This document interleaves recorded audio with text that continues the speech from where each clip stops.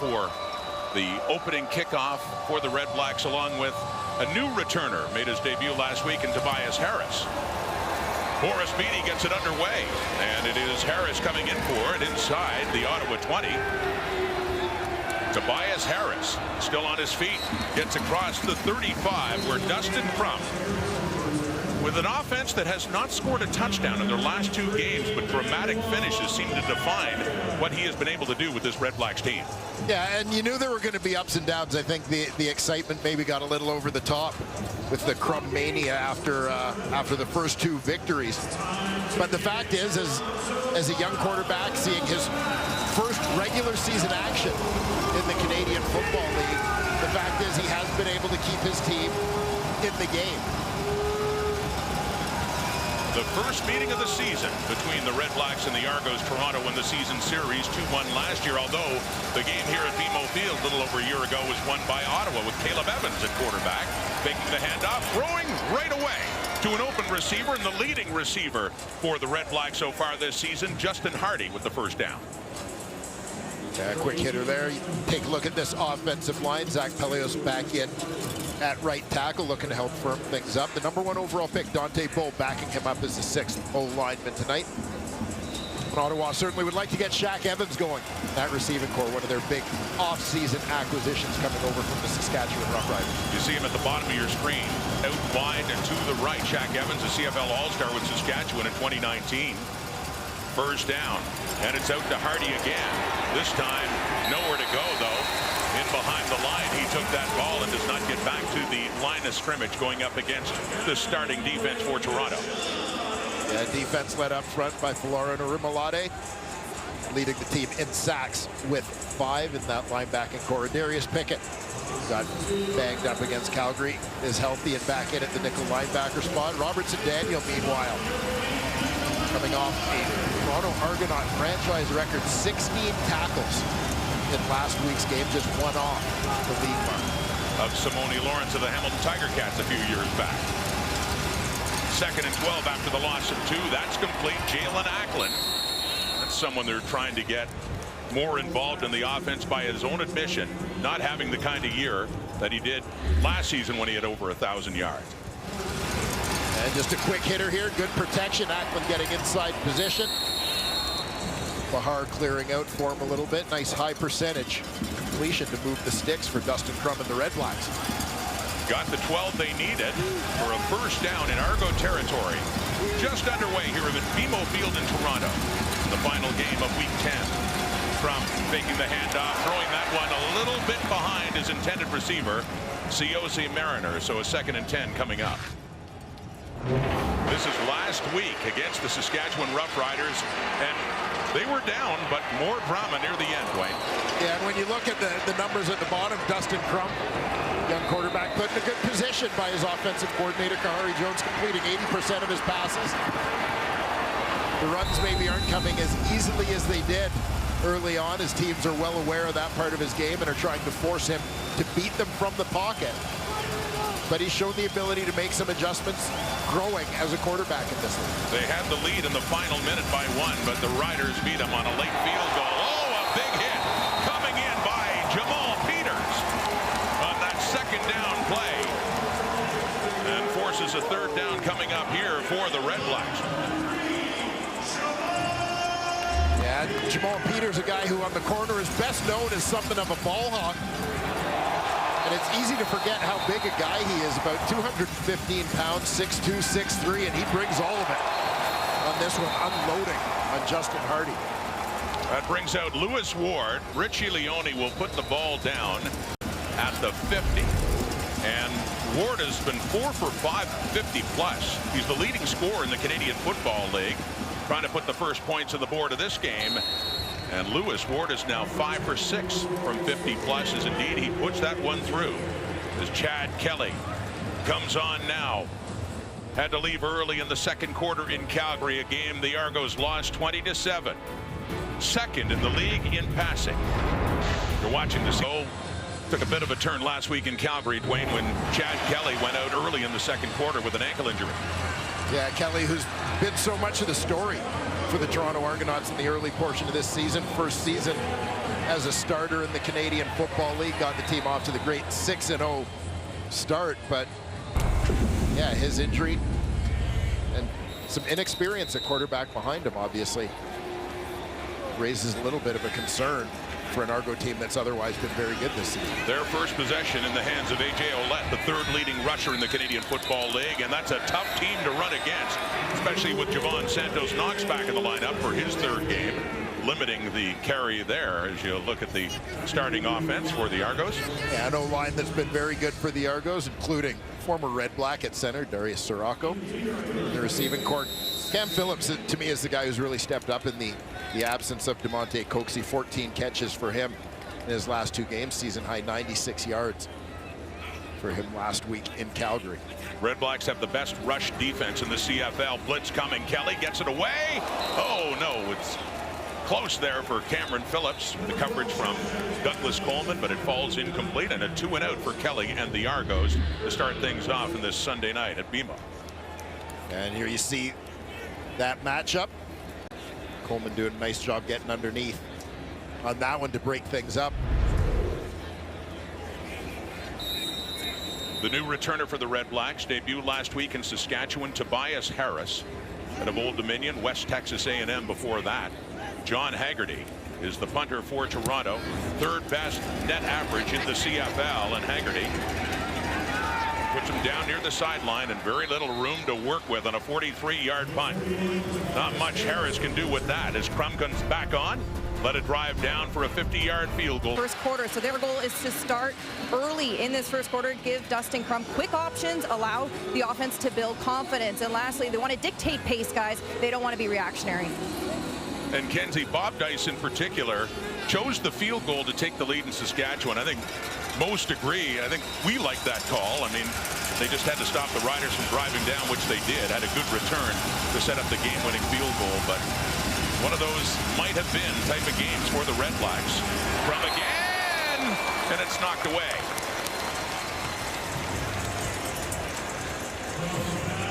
The play action, obviously a big part of Ottawa's game plan coming into this one. We've seen a look early. He's looking for his receiver out of the slot. On this one, you see the run fake in the backfield. Trying to get those linebackers to bite and create a little bit of space. That second level, but even had that would not been tipped, looked like Robertson Daniel had a pretty good jump on the ball. 2nd and 10 now at the Ottawa 29 for Crum. Steps up as a receiver, and a first down to Jalen Acklin up near the 50. So a couple of catches for Acklin, who had been Ottawa's #1 receiver in 2022. Moving the sticks again.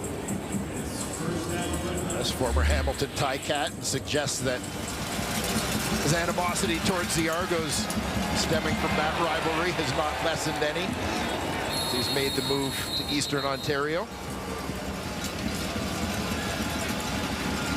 Said last year something the likes of learned to hate him, but the Ticats still hate him. First taste against Toronto this season.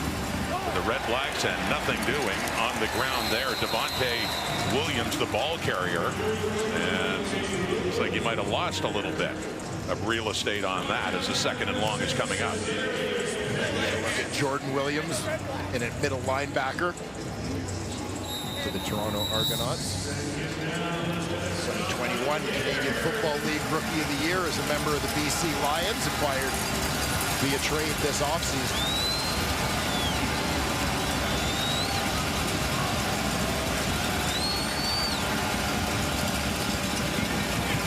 Pressure coming from the 2nd most sacked quarterback in the CFL. Has just been sacked for the first time in this game. Since he became the starter, he has been sacked an average of 6 times in those 4 starts. Mulade coming from the 2-point stance at his defensive end spot, dips that inside shoulder, rips through. Backfield, sack number 6 on the season for the former Stampeder. Valerian Arimolade, and that forces Richie Leone on to punt it away for the first time in this game from his 25. Leone, leading punter in the Canadian Football League, Javon Lake down to get it.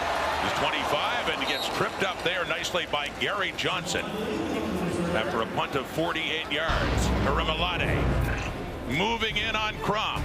Down he goes. Red Blacks still lead it though, 3-0 first quarter at BMO Field in Toronto.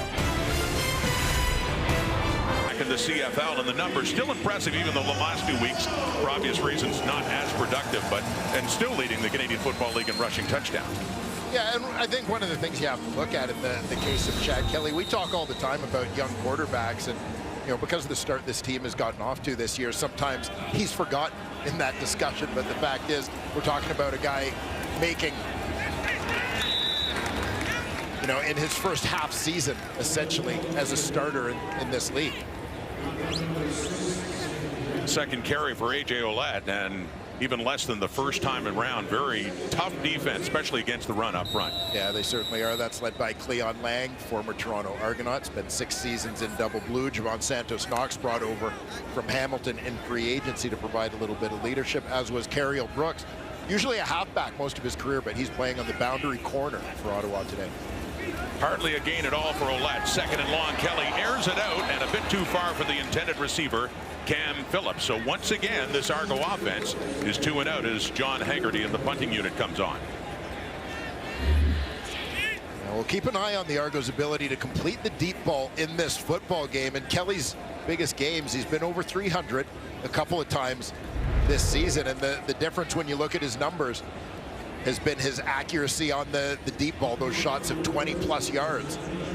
When he's connecting on those, it can be a long day for the opposing D. A few weeks ago against Hamilton, he was 5 for 5 in passes of 20+, and still coming in over 55% in that category, but missing there to Phillips. Haggerty waiting for a ball. Little switch up past the midway point of the first quarter.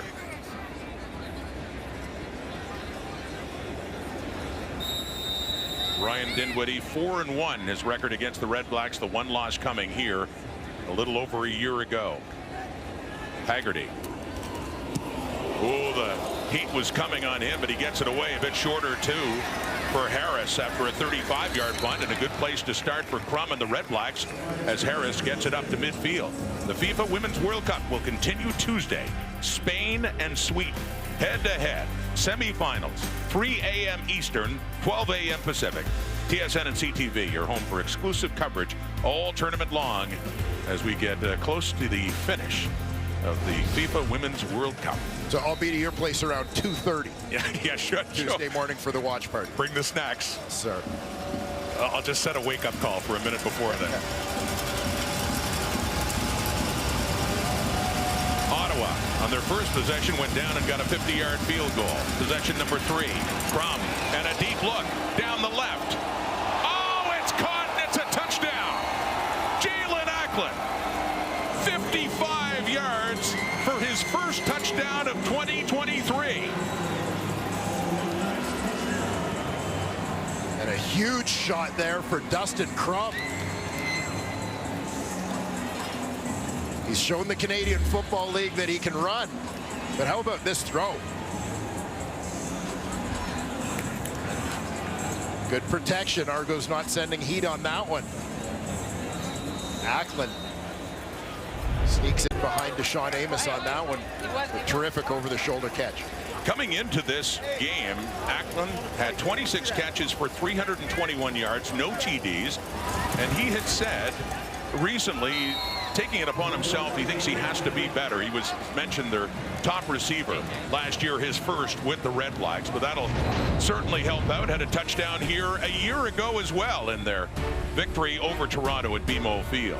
They have the lead, up by 10 after that Acklin touchdown. You can't hide, buddy. Receiving end of the longest completion of Dustin Crum's CFL career. That one's 55 yards. As Acklin just goes, kind of wins the hand fight with Deshaun Amos to get in behind the defender.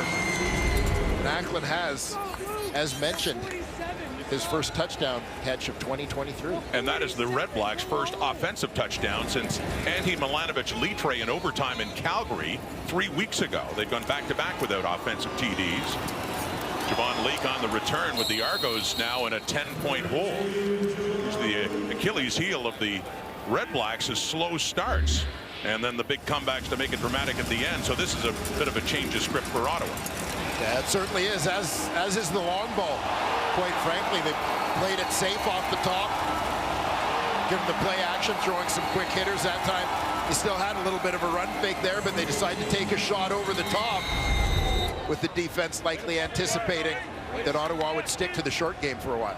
You heard Kelsey talk about what the coaches want, different from last week. Bob Dice wanting a faster start. He certainly has that now. Under 6 minutes to go in the first quarter, and they lead at 10-0. Kelly again, that offense, back-to-back 2-and-outs, and they have that start on first down in the hands of Curly Gittins for his first catch of this game. Adam Claren on the tackle on that one. And this is the third straight possession, Dwayne, that the Red Blacks defense has kept Toronto in a second and long situation. They got that again on hardly any gain at all on first down. Yeah, it's a terrific matchup. You mentioned off the top, Rod, how good Ottawa's defense has been so far this year. Four-man rush. It is complete. Caught there by Gittins.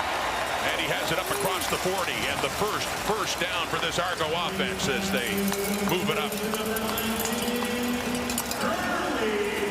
Curly Gittins, the Ottawa native, starting to heat up a little bit in this offense.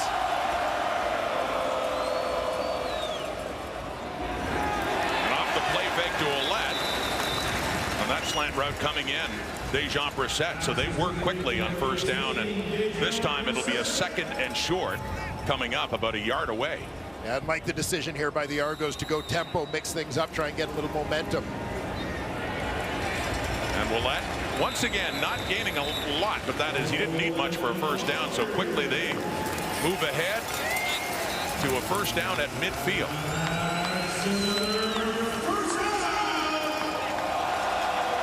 And go back and huddle up after a couple of plays off tempo. And just a quick hitter here for Ouellette. You see Curly Gittins Jr. getting involved in the blocking scheme there as well. From midfield, faking to Ouellette, finds an open man. It's David Ungerer, who leads the Argos in touchdown catches and leads them there to their third straight first down on the move in Ottawa territory. They have it inside the Red Black 38. And we've seen 3 straight completions to the Canadian receivers in that lineup for the Toronto Argonauts. Gittins, Brissett, and Ungerer. Ungerer, a terrific signing this offseason, coming over from Hamilton.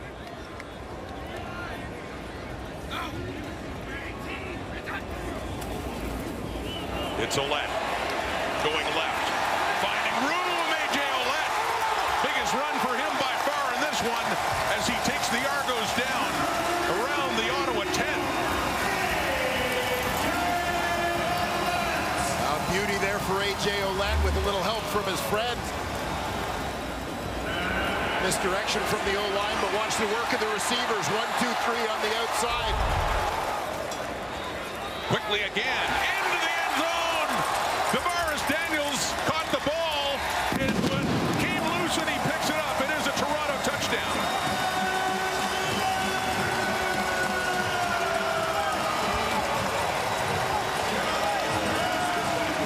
They delayed the call with him just crossing the line, it appeared, and the ball came out. He recovered as they celebrate their first points on the board. No doubt they'll review and make sure that he had it long enough for a catch. Yeah, you saw middle linebacker Javon Santos-Knox vacate the middle there, opening things up for the slant. There he's got it. Couple steps, loses it going in, but able to recover.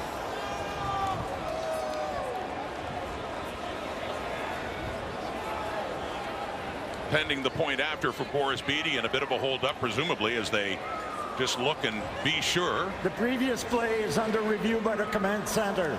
Announced by the referee Andre Pruz, so they're still looking just to make sure that he had possession of the ball as he broke the plane to the goal line.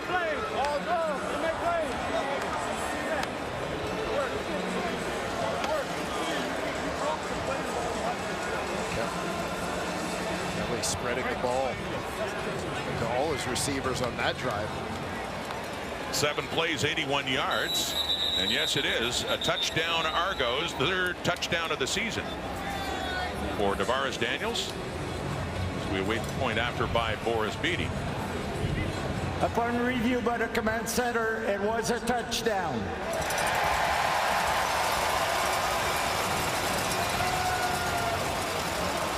Tavares Daniels, well, you're right, they had Gittins in the act and Unger too. And Brissett, they had a big run from A.J. Ouellette.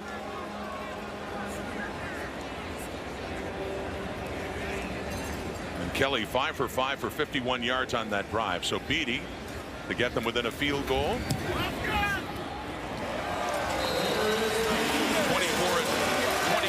and his point after conversions is Boris Beatty. Tavares Daniels, CFL Rookie of the Year 7 years ago as a member of the Calgary Stampeders. He was walking his teammates through it. We'll take a look at the drive. As mentioned, Curly Gittins got it started. A.J. Ouellette, a couple of runs on that one. Unger chipping in. The big run from Ouellette. That sets up the slant. Tavares Daniels from TD. You see that? No! What happened? And for Chad Kelly, his 10th touchdown pass. Second behind Zach Collaros in that department. Despite the two and outs to start, better looking numbers for Kelly thanks to that drive. The Red Blacks still lead, but now that cut down to 3. Jackson Bennett along with Tobias Harris back for the kickoff.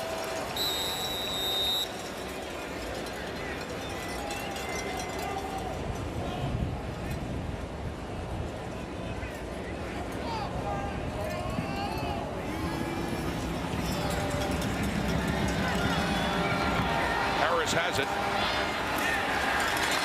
Not much room up there, taken down at about the 32-33 for the Red Blacks as Cramo at that career high completion for the touchdown to Jalen Acklin on his last pass. And that's a big play for the Ottawa Red Blacks because it's one that can keep the Argos a little bit off balance. Ottawa had them anticipating a lot of quick passes. They set that up off play action their first couple possessions. That time going over the top. Well, it wasn't a blitz play for the Argos. That's the kind of play that can make a defense a little more hesitant about sending the heat after a young QB. Running on first down. And tough going inside. Robbie Smith in there. Jordan Williams. Second and long, just inches gained on that play, Devontae Williams. Robbie Smith, the Wilfrid Laurier product.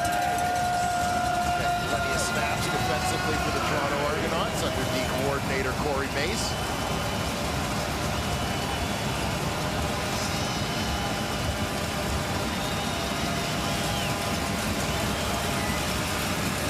Second and 9. And off to the left. It is caught by Hardy after the catch.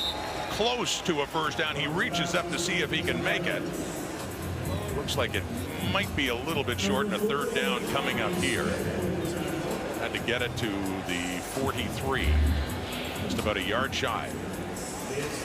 And kind of risky field position, but Sterrell Pigram in the short yardage unit coming out, so they're going to take a shot at it.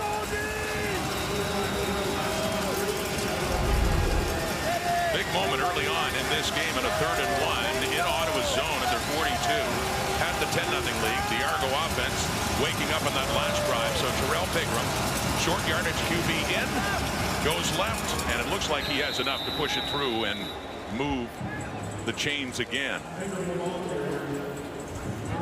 As Crum will head back on. Late in this first quarter, some big plays so far. You see Pigram slides to his left here. A little bit of a soft spot in that defense, burrowing his way forward. Keep this drive alive. Spent his preseason with the Winnipeg Blue Bombers and certainly made an impression there. Let go after Dakota Prukop came back, and Ottawa gladly picked him up. Last play, first quarter, and Crum, who hasn't run nearly as much lately, just a handful of carries against the Saskatchewan Roughriders. Just 4 carries for 21 yards, his first carry there, but it sets them up at 2nd and long through the first 15 minutes here at BMO Field in Toronto. Big strike by both sides. We have a 10-7 Ottawa Red Black lead. Numbers and well, the passing yards belonging to Ottawa mainly on that big strike to Jalen Ackland for the touchdown, but both of these offenses look like they can move the football despite the way it started for Toronto.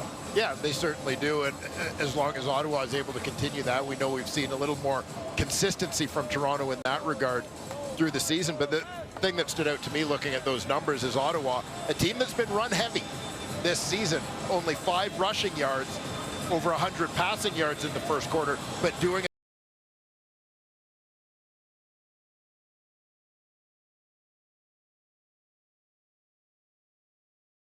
will be expecting from your play calling and trying to take advantage.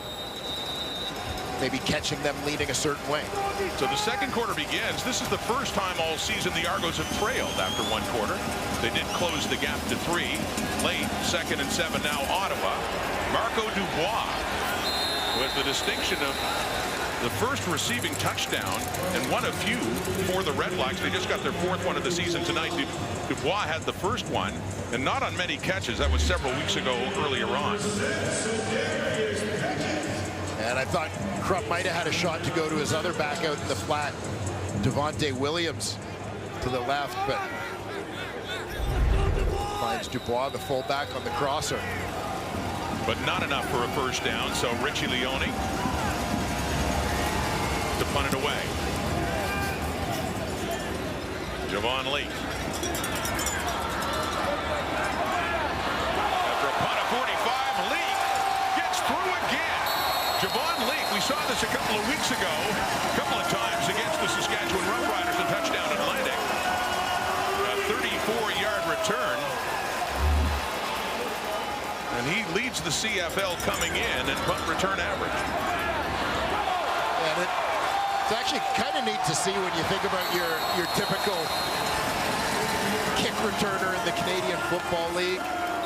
More often receivers than running backs, and certainly your more diminutive guys, but Javon Leake, a little over 6 feet tall, 205, representing the RBs. Chad Kelly on first down. Deep down the right, wide open. Tavares Daniels. Abdul Kenna can't catch him. 60-yard touchdown and another connection for a major score between Chad Kelly and Tavares Daniels.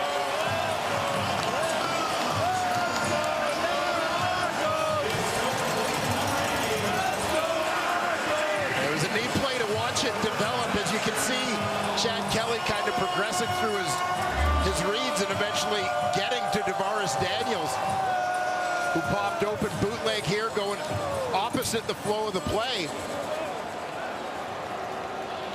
Kelly sliding to his right, lays it in there perfectly to Daniels down the sideline. Just like that, the Argos are on top. With the longest reception of the season for Daniels, he came in with 2 touchdowns. He has 2 in this game, in this first half, early in the second quarter. And no need for the command center to take a look at that one again. As Beatty, it's another point after.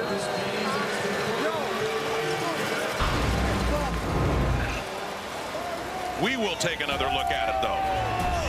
Kelly. Deep. Daniels. Well, Canada did catch him, but couldn't do much. They were too close to the end zone, and the Argos are now in front. For the Argo offense this season so far is working quickly, and they certainly did there on that possession early in the second quarter. The big play to Daniels, second touchdown of the night, and the first lead of the night for the Argos down to Tobias Harris.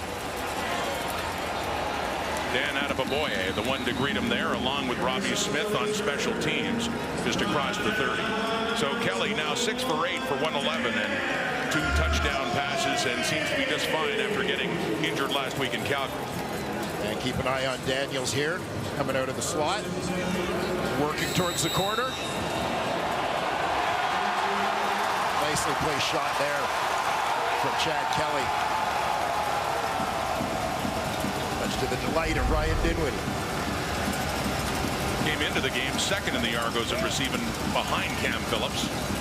Taking over that lead, the way this has gone so far, Devontae Williams, and on both sides, those runs up the middle, been tough yardage to get against that Argo front as well. Dwayne Hendricks, Winton McManus, a weak side linebacker. Yeah, McManus coming off an outstanding 2022 season, which was his first with the Toronto Argonauts. You think about some of the guys that have come over from Calgary, where of course Corey Mays was the D-line coach before becoming D coordinator here. That familiarity has allowed them to play at a high level from their arrival. Crum throwing on second down and does pick up the first down. That is Shaq Evans with his first catch of the night. In his 6th of the season. He's in his 3rd game, had to start the season on the injured list. Yeah, Ottawa, it seems a team that frequently in their existence as the Red Blacks, always looking to beef up that receiving corps. Second down. They run, and Williams gets a first down. Or on first down, excuse me, after the Evans play. Gets up close to another one as it's a second and short. And near midfield.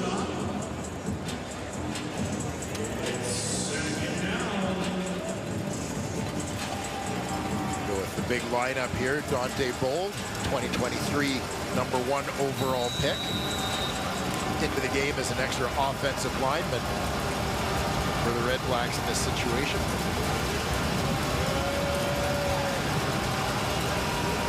Second down and 2. Crum stays in shotgun, and another first down, and that time it is Jackson Bennett, the ball carrier. So a couple of first downs for the Red Blacks now, trailing for the first time by 4, but on the move and in Argo territory now.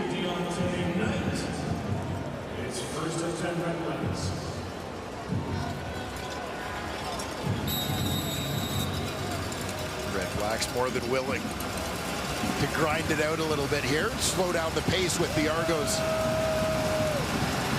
having gained a little bit of momentum on their previous couple of possessions. From the Toronto 52, first down. Play fake, they've got him again. That's the second time that Crum has been sacked. It's Adarius Pickett.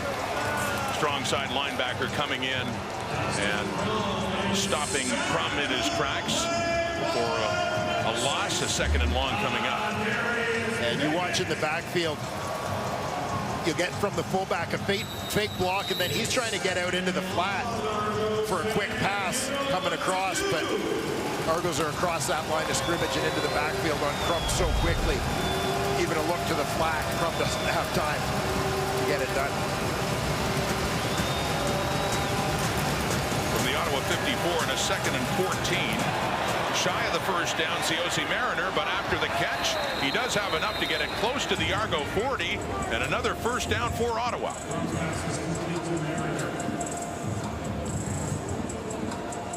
First catch of the night for Ciosi Mariner. Yeah, and you'll see Mariner on this one. Lone receiver out wide. Everybody else clears it out. He curls underneath. Plenty of room to go to work.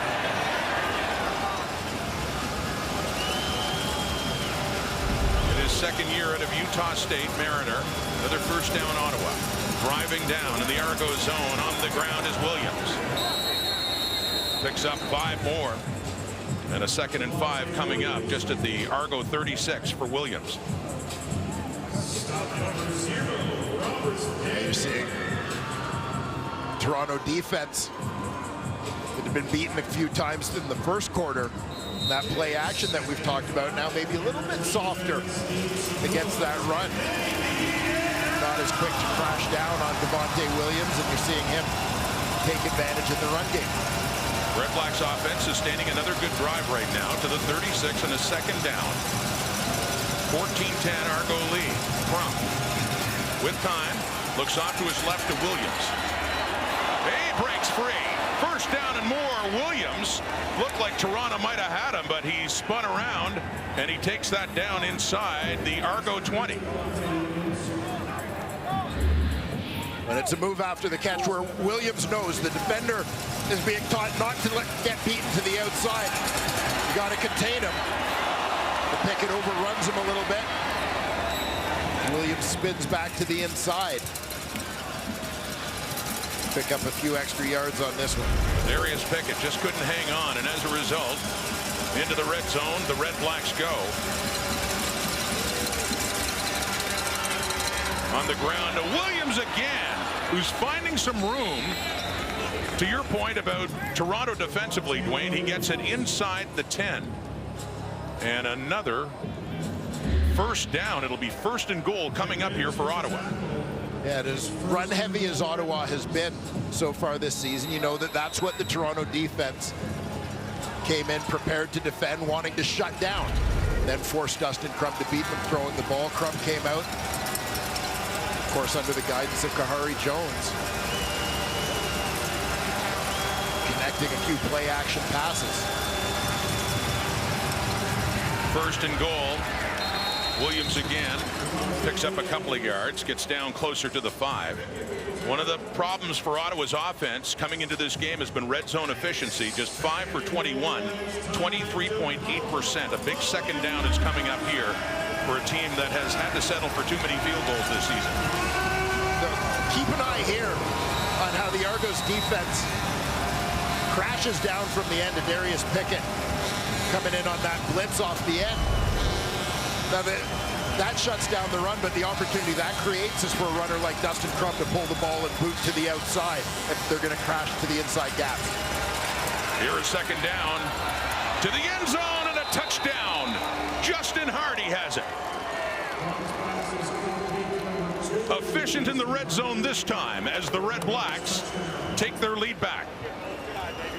And this time the REDBLACKS chip away, nickel and diming their way down the field after scoring their previous touchdown on a big play, 55-yard pass from Crump to Jalen Ackland. This time it's the consistency of a drive, mixing up run and pass. And Crump finishing it off here, finding Justin Hardy for the short pass. The former East Carolina Pirate does the rest. Well, the Argos in their last possession struck quickly for the touchdown. This drive by Ottawa was 11 plays covering 78 yards in nearly 7 minutes, 6:51, but it ends up in the hands of their leading receiver coming into this game, Justin Hardy. Capping off a long drive, Hardy with his 2nd touchdown of the season. On the season, put his team back in the lead. 3rd lead change. Ottawa back in front. They had the 10-0 lead, and then a couple of touchdowns by the Argos, and then another one for the REDBLACKS. 2 touchdown passes for Dustin Crump in this one. Javon Lee getting it up to the 40. They keep looking it over after an 11-play drive. Pay dirt. Crump, Hardy, end zone at BMO Field. REDBLACKS in front in the 2nd quarter. 18 very quick holes. Argos with the ball again, now trailing, and that one falls incomplete. Intended there for Cam Phillips, but the difference for Chad Kelly. First 2 drives, 2 and outs with nothing, and then the last 2, couple of touchdown passes to Devaris Daniels, and picking that up and Yes, Father Kevin, his mother Charlene here, and Kelly family well represented, not too far a drive to come, and cheer on their son again here at BMO Field.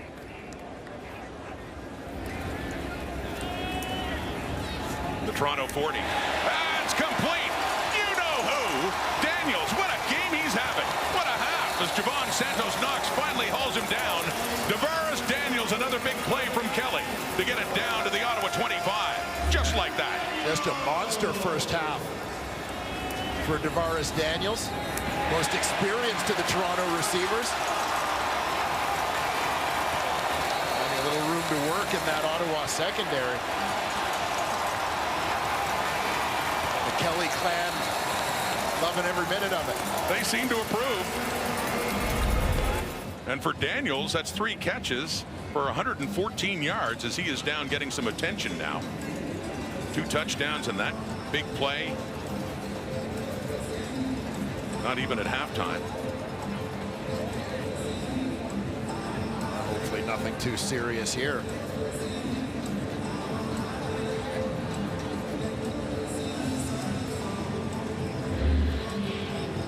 See the tail end of this if we can see what happened to Davaris Daniels.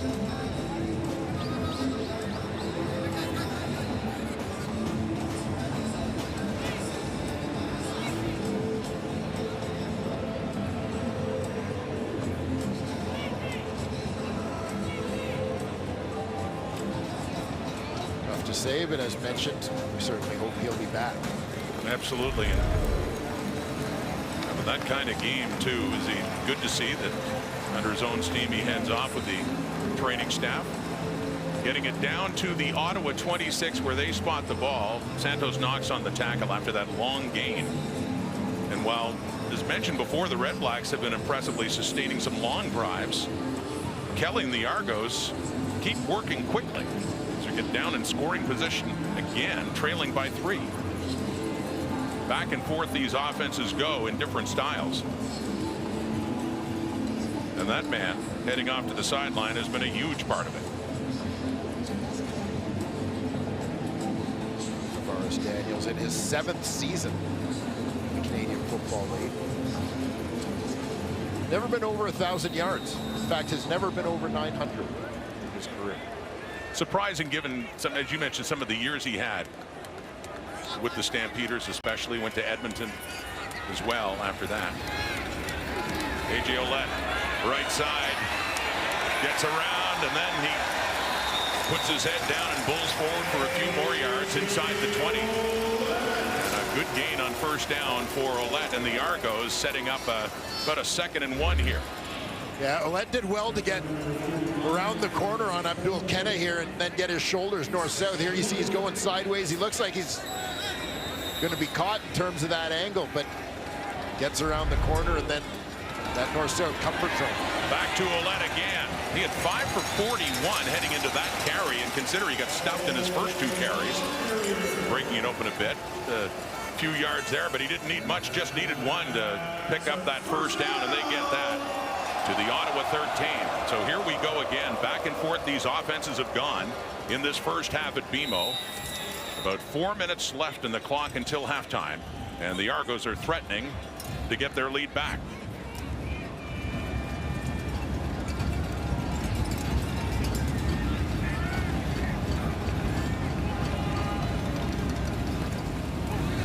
On the first down, heat on Kelly, dumps it off nicely to Ouellette. Touchdown Toronto.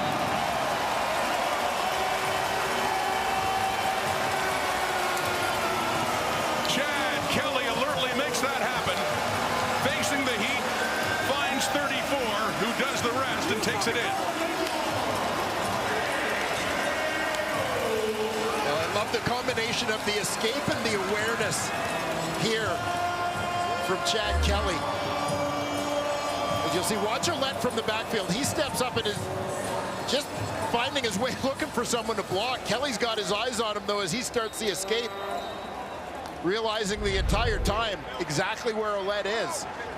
Gets it to his running back for an easy trot into the end zone. A 5-play drive covering 70 yards in just 2:15 with Boris Beatty on for another point after.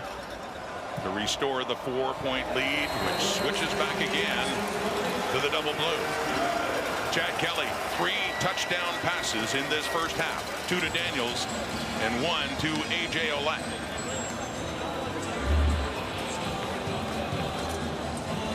Once again under siege here.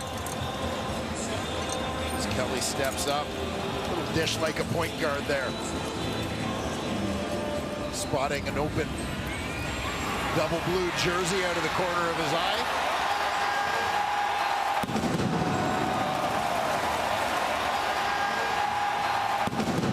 Van loving that one.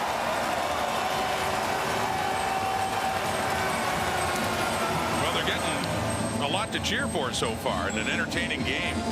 But Chad Kelly, Ryan did what he thought he might be able to play out after the ankle injury last week in Calgary. But you have to consider next week they go into a bye, and then their schedule will get a whole lot tougher without any break at all right through the rest of the way, and they got to make sure that he stays healthy. Yeah, we often talk about the quirks of a Canadian Football League schedule, and this is it for the Toronto Argonauts. Every team gets 3 byes during the season.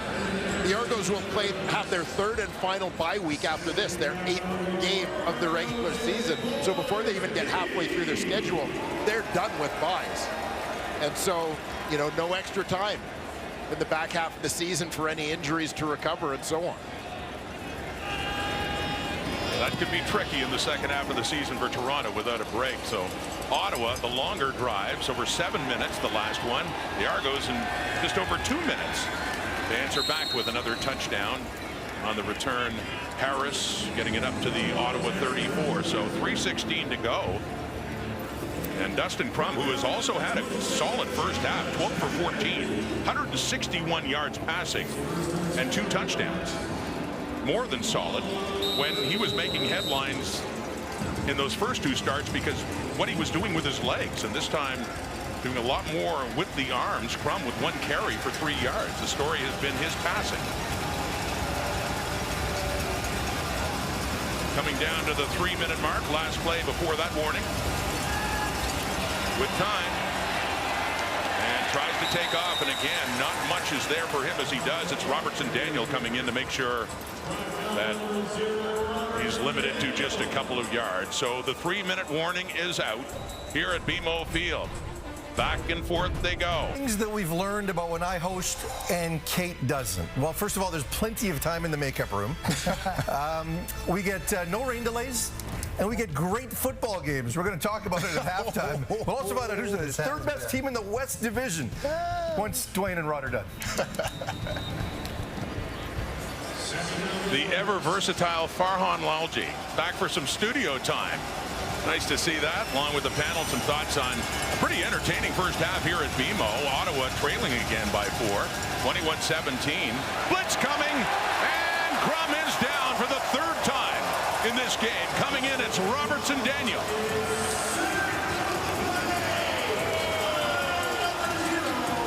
And 3rd down coming up. The Red Blacks will have to punt. Yeah, well-timed blitz there for Daniel coming from the secondary. This is a guy who in his first season with the Calgary Stampeders, you see Daniel coming 2nd level, looping inside. But first season with Calgary, credited with 7 sacks. Hadn't had a sack since then. Want some soda?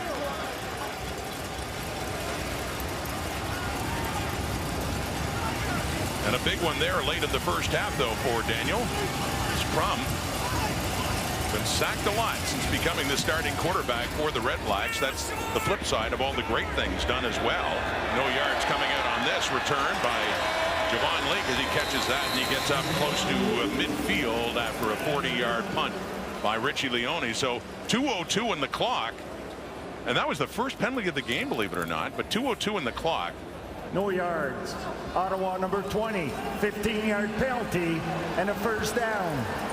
And we always say, you know, in the CFL, you know, 1 minute, 2 minutes, still plenty of time. The way this Argo offense is working, that's an eternity right now. Well, it really is, and especially with the boost they get from that no yards penalty, it's going to put them right at midfield to start this possession. 8 for 11, 167, and those 3 touchdowns first two to Tavares Daniels, who's back in the game. Good to see, as he was ushered off after another big reception earlier. And more time for Kelly, and another deep ball. Wide open, Curly Gittins. Flag is out. Gittins spins off Douglas Coleman and gets it inside the 5.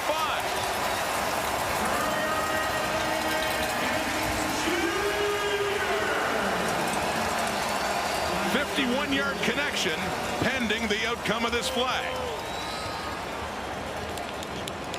And looks like it's coming back. I'm not so sure. Oh, wait a minute. They would Major foul. Unnecessary roughness. Toronto number 66. The foul will be applied from the end of the play, back 15 yards, and a first down.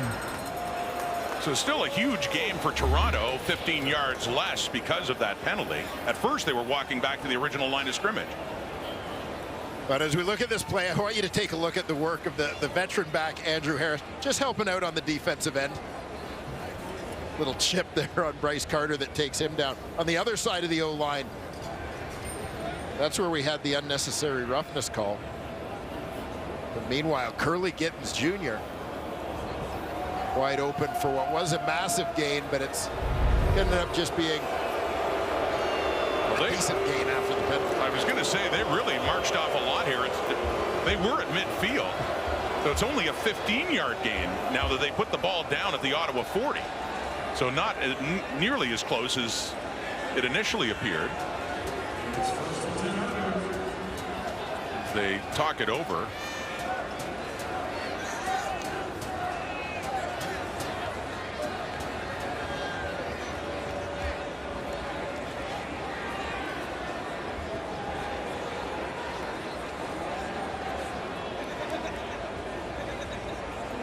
Get clarification in terms of the spotting of this ball.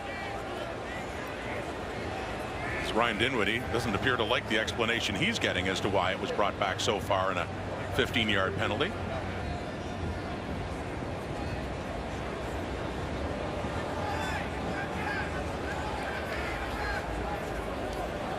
Just Chad Kelly getting an explanation of the penalty call.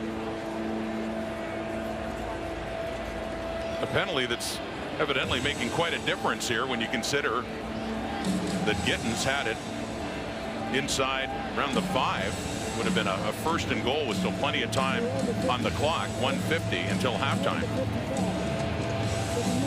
Still plenty of time regardless, of course, with it sitting right now at the Ottawa 40. But the conversation continues concerning the spot of the football after all of this. Big play and a penalty too. Upon review by the command center, the foul occurred while the ball was in the air. So by rule, the penalty will be applied from the previous line of scrimmage back 15 yards. It's going to be first down and 25. So what a difference. The turn of events here when looked initially like a first and goal Argos, and then back a little bit, then back a lot, and now they had scrimmaged from midfield, and after all of that they're going to have a second down, or they're going to be our first down repeated, excuse me, but at their own 40. At first and 25. So had the roughness happened totally at the end of the play, i.e. after Gittins had caught the ball, then the penalty yardage would have been applied after the catch, but the ball was in the air, so it's applied from the original line of scrimmage, the 55. And a first and 25, intercepted. Cariel Brooks has picked it off, and he takes it in for an Ottawa touchdown. What a difference two plays can make for the Argos and the Red Blacks, who have the lead again. My goodness. Well, this has been one of the keys for the Red Blacks in terms of keeping things close in recent weeks, is the number of penalties, or the number of points that they've received from defense and special teams. And Cariel Brooks is the guy contributing in this game, just stepping in front of the intended receiver, Andrew Harris. Relatively easy pick. And Kind of curious as to what Chad Kelly saw on that play, because Brooks was there the entire time. Brooks used to be a fixture in the Hamilton Tiger Cat secondary, went to Ottawa as a free agent, and that is his first interception as a member of the Red Blacks. It's a big one. Taking it 42 yards for the touchdown that has suddenly given Ottawa the lead again with 1:40 on the clock until halftime. And just another example of how penalties kill you. The previous play is under review. For what? Daryl Brooks asks the question, for what? Cam Phillips was chasing him down, but certainly appeared to stay in bounds as he crossed into the goal line. Brooks in his 6th year out of Adams State. Discussion with Isaiah Cage back in the lineup for Toronto with his head coach Ryan Dinwiddie. On the previous play, we had objectionable conduct running into an official, Toronto number 12. This is a 10-yard penalty that will be applied on the kickoff. So Chad Kelly drawing a penalty, making contact with an official, and Isaiah Cage, their left tackle, continues to be very upset.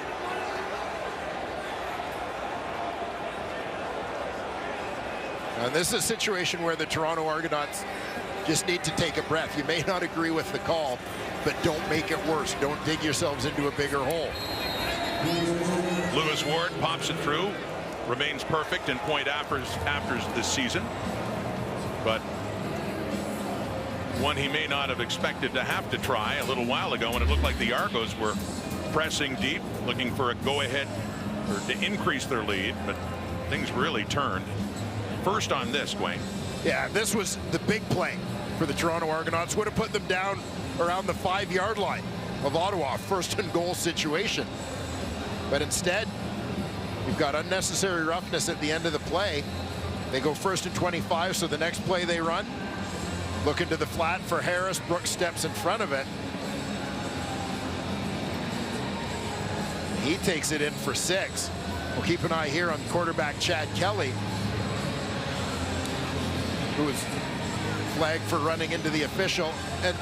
And in fairness, both to the officials and to Chad Kelly, that appeared to be entirely unintentional. But we have seen this year that penalty has been applied, whether the contact is intentional or not. It was a 66-yard difference from where Gittins had come down at the 4 to where they eventually had to scrimmage at their own 35.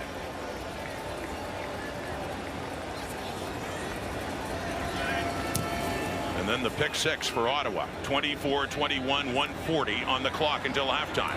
What a half it's been. That return by Dejan Brissett up across the 36. So still for the Argos, a minute and a half, plenty of time for the way their offense has been working. But it was, you saw it, Isaiah Cage still the one that took the penalty that led to the ball being placed back at the 35. Cage just back in the lineup too. Had been injured for several weeks, and now, yeah, you see Andrew Harris there. They just want to settle him down.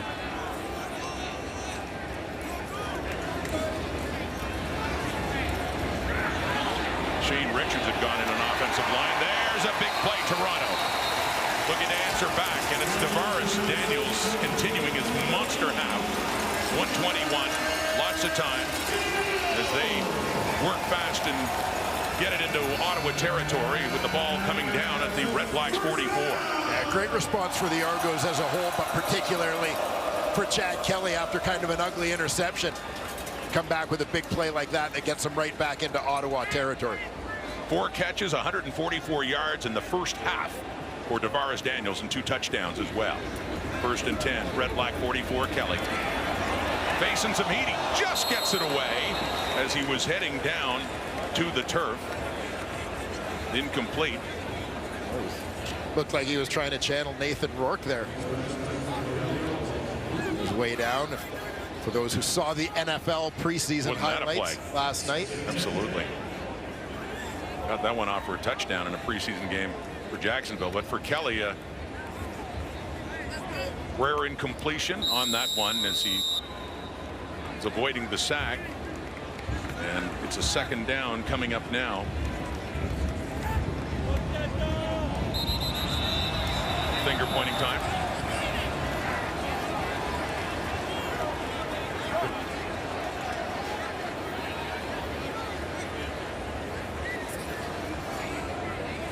You care to point a finger here? Well, who do you think? First movement I saw was the Ottawa D-line. Okay. So you're going to point your finger at the Ottawa D-line. It's long been established that I have no business officiating. Neither do I. Illegal procedure, Toronto number 52. 5-yard penalty. Still first down. Well, case in point. I was just going to say, I'm not going to criticize you because I didn't even offer a guess. But there you go.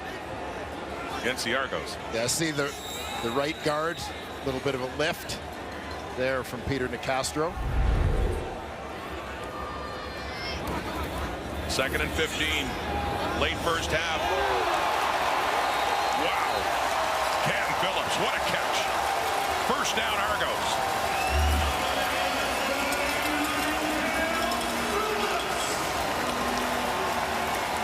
Chad Kelly has demonstrated through his first half season as the Toronto Argonauts starting quarterback that he's not afraid of a tight window. Quickly. Striking again to Brissett, down inside the 10. Dejon Brissett. Another first down, still a minute to go until halftime, and it'll be 1st and goal for the Argos. And that was the Phillips catch, by the way, which may or may not have been a catch, but good move by the Argos to go tempo there. As they do here. Kelly himself, 3-2-1. Waiting a signal there as Kelly gets close to the end zone. Just nearly had his 6th touchdown running this season.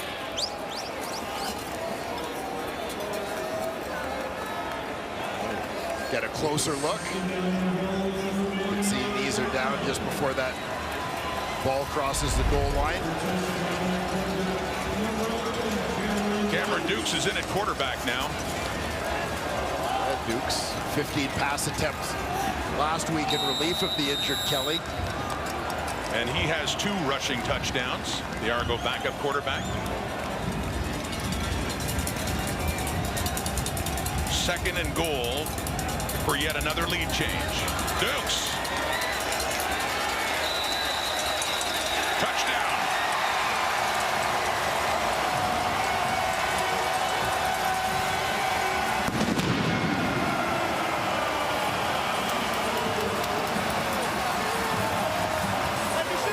On his 25th birthday. A happy one for Cameron Dukes there as he picks up his 3rd touchdown of the season. First-year quarterback. He's getting in behind the big boys. He's got just enough. Just enough to break the plane. After getting some playing time with the injury to Kelly last week in Calgary. And picking up a touchdown there with Boris Beatty for the 3rd time in this game to make it a 4-point Argo lead. What a crazy first half. And one that looked to be quickly unraveling for the Argos on that previous sequence when it looked like they were close and got penalized, and Kelly ended up throwing a pick 6 for Ottawa to go in front, but back they come again, working quickly. Still 34 seconds to go now until halftime. Yeah, just a great response there from Chad Kelly and the Toronto Argonauts offense. Dustin Crump, 34 seconds. Always curious to see to what extent they still treat him like a young quarterback and go conservative and just try to get out of the half. Well, he's throwing the ball well, though, isn't he, too? Yes. I mean, their drives have been longer. 2 touchdown passes, one to Jalen Ackland, one to Justin Hardy. And for the 2nd straight game, the Red Blacks have a defensive touchdown, the pick 6 by Carriel Brooks. Douglas Coleman had one last week in a fumble recovery in Saskatchewan. Oh, funny when you look at the Red Blacks scoring statistics, just talking about getting a little bit of help from the other phases of the game when your offense needs a little boost. You had Lewis Ward leading the team in scoring. Dustin Crum tied for second in scoring with his 3 touchdowns coming in. It was Brandon Dandridge with 2 defensive touchdowns and 1 on special teams, also contributing 3 majors. And Dandridge is hurt on the 6th game and out of this one. 5 lead changes in this first half. Jackson Bennett, nowhere to go. Shy of the 20, 26 seconds to go until halftime. What a game here at BMO Field in the first meeting of the season of these Eastern teams, the Red Blacks and the Argos. Farhan and the panel standing by with a lot to talk about, I'm sure. See what Kahari Jones has dialed up. With Dustin Crum here, they're going 2-back set to start the drive.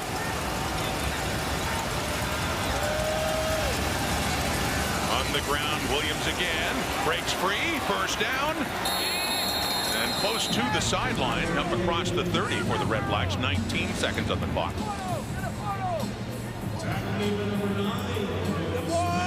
Williams continues his good first half.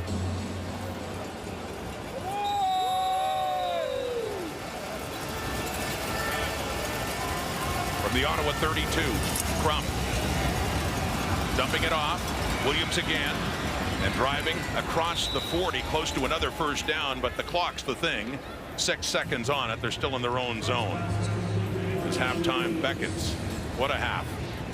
Kahari Jones, the former head coach in Montreal and first year as the offensive coordinator under Bob Dice in Ottawa. 1 play left. And a first half that at times seems like it was getting off the rails. Crum. Well, he just takes off and he takes a hit. He's taken down. And the first half is over.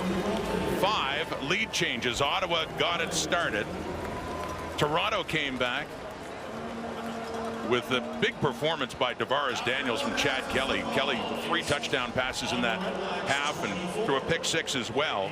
But Daniels, this has just been an explosion and a big defensive play too. Let's not forget the pick 6 by Carriel Brooks. Yeah, no, exactly. A great back and forth ball game so far, and hopefully the second half can live up to the first. Net offense 292 Toronto, 207 Ottawa, and they did have that interception for a touchdown, so at 499 total net offense. And the second half gets underway, and a big return here for Dejon Brissett. And coming in hard on special teams is Kevin Francis. So on comes Chad Kelly. 11 for 16, 239, 3 touchdown passes, and the 1 pick that went for an Ottawa touchdown. Yeah, take a look. That's the first to Tavares Daniels. There's his second. 140 yards in that first half for Double D.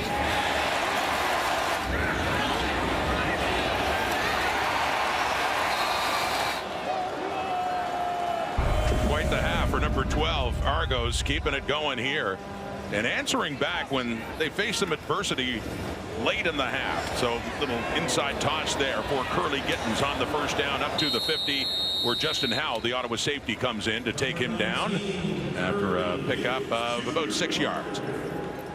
And we saw this play a little bit more from the Toronto Argonauts, it seemed, last season, getting Curly Gittins involved with that shovel pass, technically adding to his receiving yards. They're really more part of the run package. Make it 12 for 17 for Kelly, the easiest way for him there on a 2nd and 4 coming up. The Argos coming off their one and only loss of the season last week in Calgary. A 4-point lead to start the second half. That deflects off the fingertips of Cam Phillips. And fortunately for the Argos, a Red Black is not close enough to pick that off. We got a 3rd and 4 coming up here. And the first 2 and out since the second possession for Kelly and the Argos. And you can see this one just a little bit behind Phillips, who's trying to twist the body back against his momentum to get to the football. So John Haggerty comes out to punt for just the 3rd time in this game. First 2 possessions he had to. After that, all touchdowns. 4 for the Argos, and that interception as well that Ottawa found the end zone. It had been an explosion for Toronto's offense, but Haggerty to boot it now. And Tobias Harris takes it inside the 15. After a punt of 48 for Haggerty, gets it up to about the 28 for the Red Blacks. So Dustin Crum, who went 13 of 15, just 2 incompletions for 170 yards and 2 touchdowns in a pretty impressive first half for him. Yeah, and this is on the heels of a game in which he completed 16 of 20, 80% last week. So delivering the ball with some accuracy and efficiency. And as you see with the Jalen Ackland 55-yarder, it wasn't a case of just high completion percentage on all short passes. They had drives of 1 for a touchdown and 11 plays for a touchdown, doing it both ways as they keep it on the ground for Devontae Williams, who got better as that half went along, started rack up yardage, but short yards there and a 2nd and long coming up now for Ottawa. Call it 4, 2nd and 6. That play to Devontae Williams. And one of the keys for Ottawa here is protecting their quarterback, keeping Dustin Crum upright. He's been sacked a lot since becoming the starter. Sacked 3 times and 30 times on the year, and a big hit coming in by Deshaun Amos to force the Red Blacks to punt it away.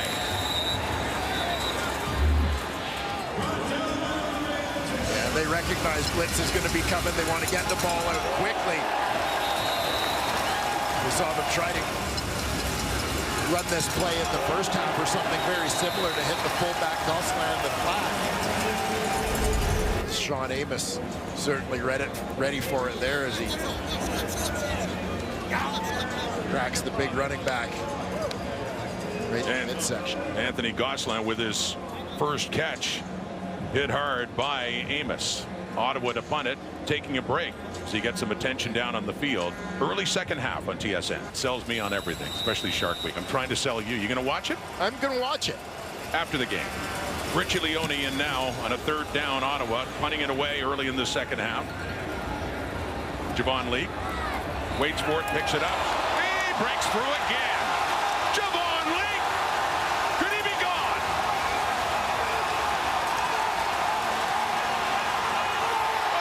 Taken down right at the pylon. Another return touchdown for Javon Leake.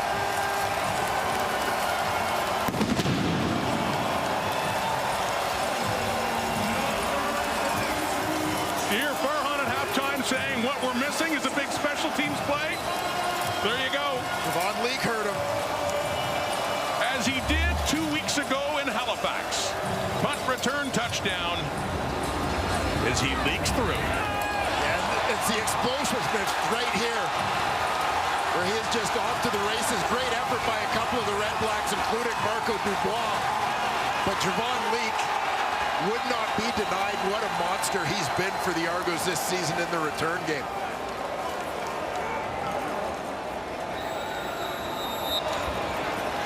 The 3rd punt return touchdown of the season for Javon Leake. That leads the way in the CFL, now 1 ahead of Mario Alford of Saskatchewan. He came in a point after by Boris Beatty his wide left. So it stays a 34-24 game.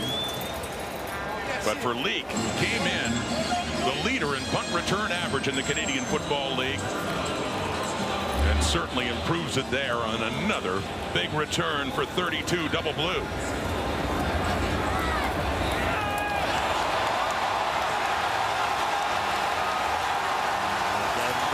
That speed.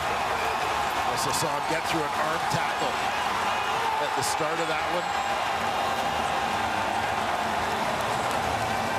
The power, nice job in those initial blocks from the rest of that return unit. League just getting the ball upfield in a hurry. For the 3rd time this season and helping open up a close game that's been chock full of big plays. How about Mickey Donovan, special teams coordinator for the Toronto Argonauts?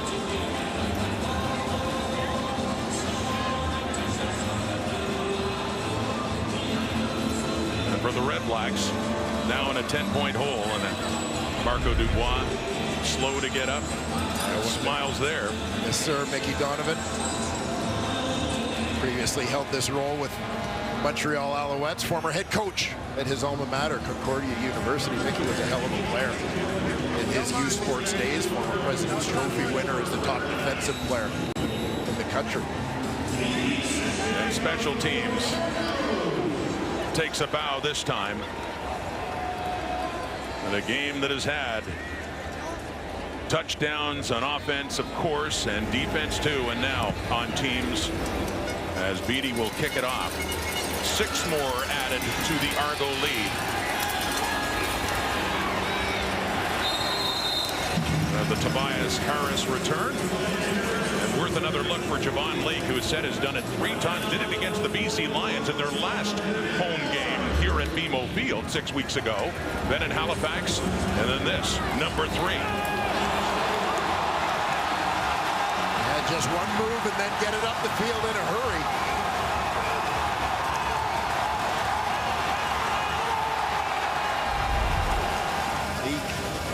Blazer.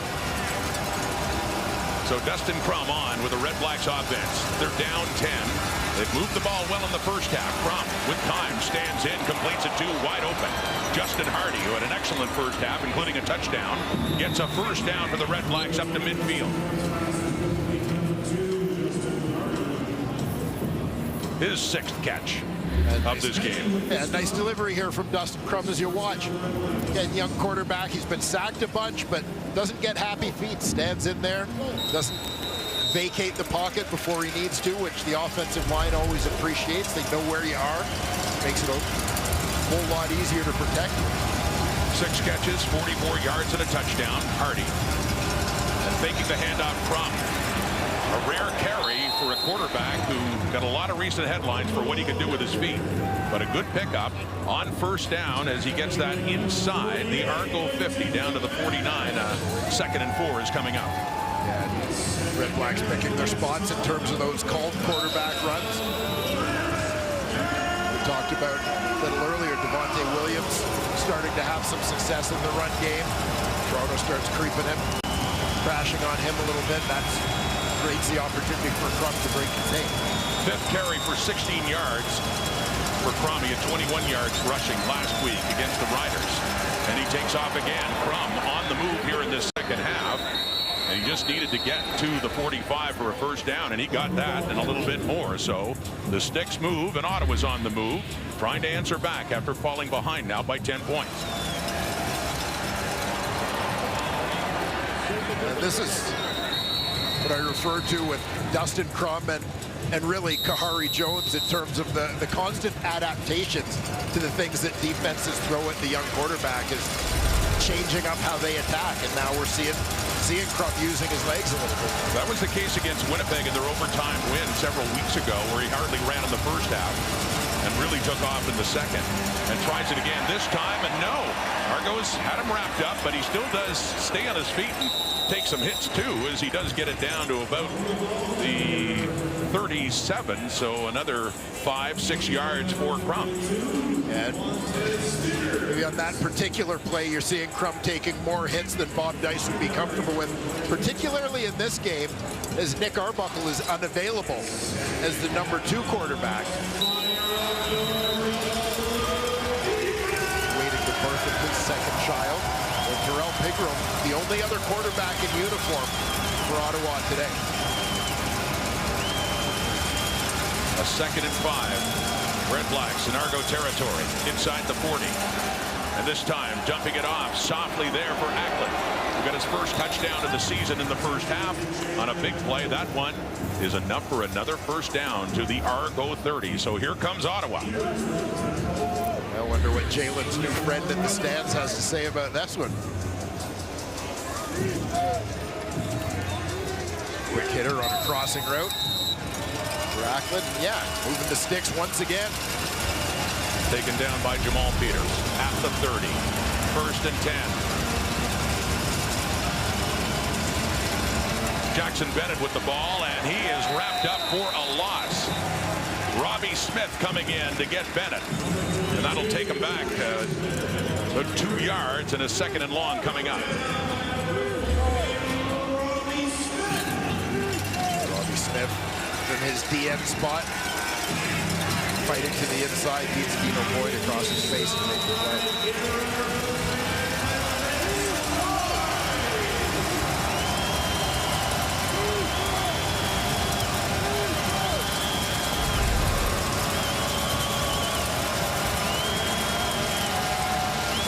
Second down. Complete over the middle. Ackland more yards after the catch, too, as he gets it down near the Argo 10. This drive continues. Another impressive, sustained drive by the Red Blacks at a time, given the way the momentum has gone, that they really need it. Yeah, mixing it up in terms of how they're getting it done. We saw a couple of Dustin Crum runs early in this possession to pick up first downs. Jalen Ackland now with a couple of different looks catching the ball. Get them in close. At the Toronto 11, so it is a 1st and 10 coming up. 34-24 Argos, Ottawa threatening. From end zone, touchdown Red Blacks. Jackson Bennett picks up the touchdown. That's his first of the season. And Ottawa's closing in again. And Ottawa emptied out the backfield here. 4 receivers to the wide side. Jackson Bennett, the inside receiver on the short side of the field here, left side of your screen. Just a quick slant. Again, gets inside position on his defender. Easy throw. So Ottawa's touchdown drives, Dwayne. 1 play to Jalen Ackland, then an 11-play drive capped off by Hardy, and then this 3rd offensive touchdown after 8 plays, 80 yards in over 5 minutes of play. The point after by Lewis Ward. Second half begins after an explosive first half, and we just have more of the big plays keep coming, and a punt return touchdown by Leak, and then Crum to Bennett. It's close. It's down to 3. Often used as a receiver. It gets it done on that one. There has not been a kickoff return for a touchdown in the CFL yet this season.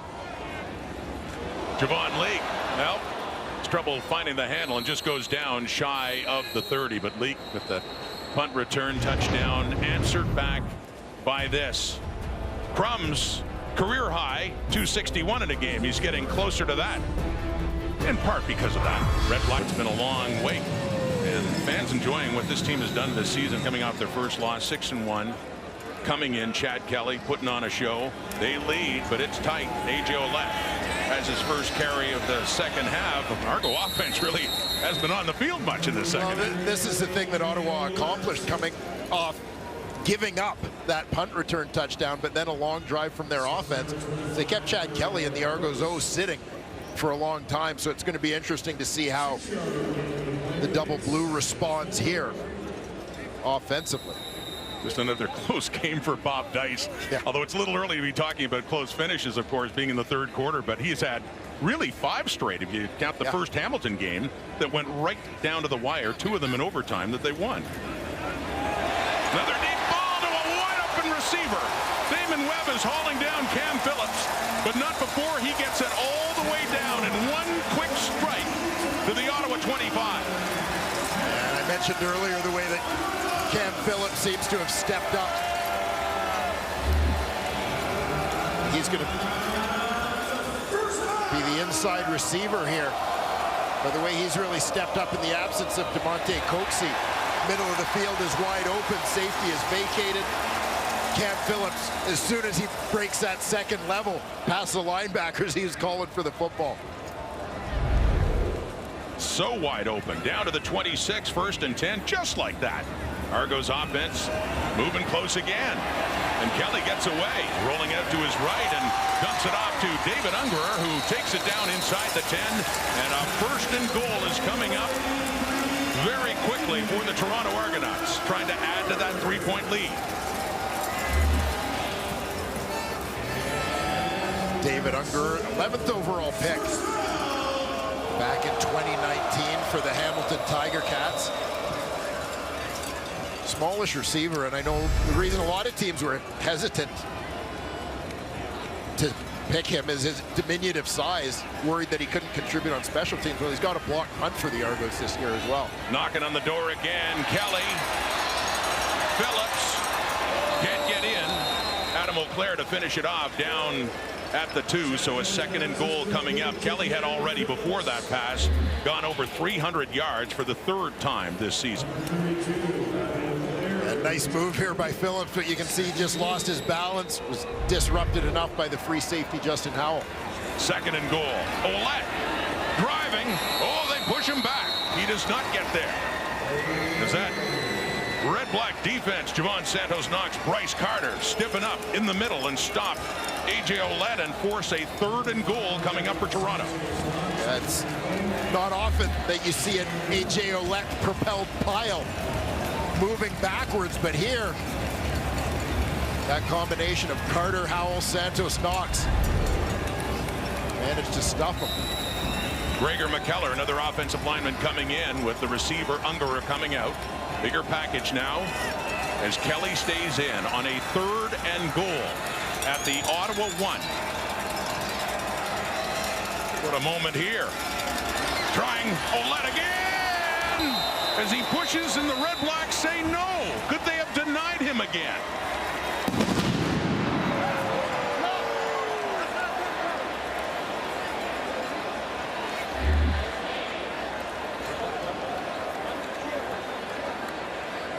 Here we'll see A.J. Ouellette disappears into the pile. He's stopped short. He is stopped. Premature cannon fire here at BMO Field. That's a thing.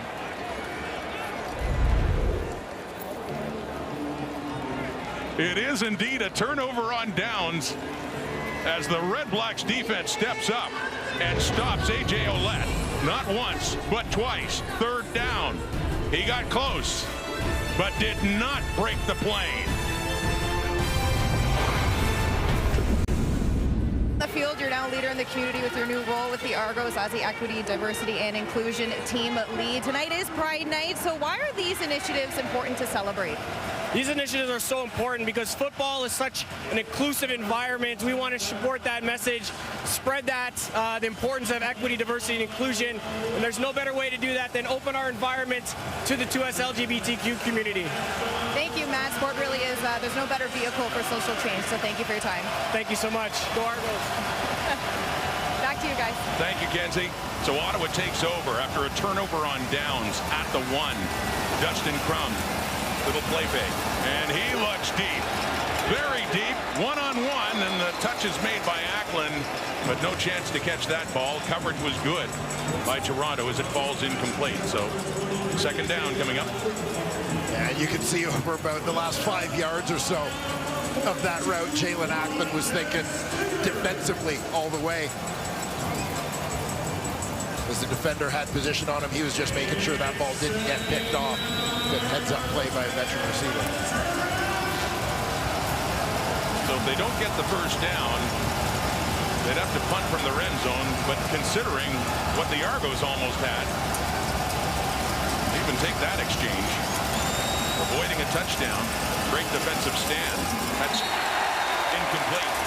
Hardy, the intended receiver, to Sean Amos there, so they will be bringing on Richie Leone to kick it away. But as said, the Argo offense will have to reset as they get the ball back. And still with just a 3-point lead, although they do have that guy, and he has shown, Javon Leakaz, just how he can swing a game so quickly. Given where Ottawa's kicking from, not a long way for Javon Leak to go. 3-point difference.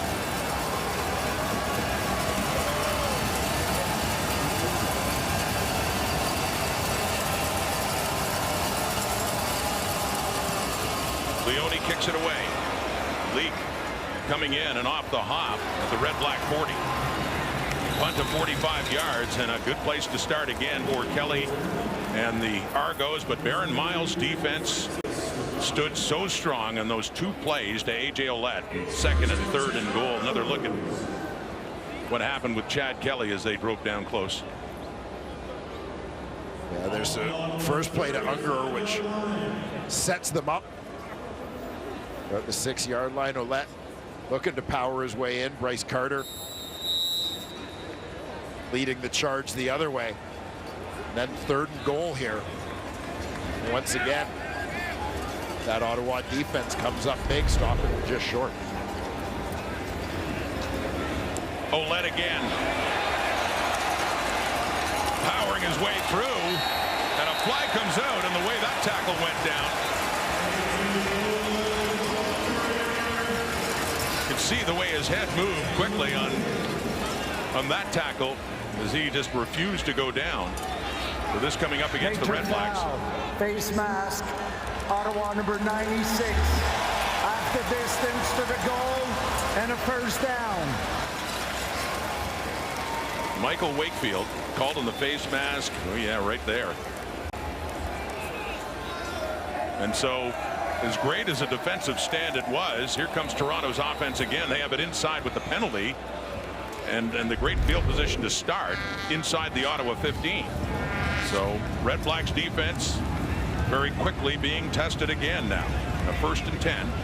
Chad Kelly, Argos, gets away from the pressure, rolling right again. Wide open, touchdown again. Tavares Daniels. Number 3 for number 80. And the Argos are not denied that time.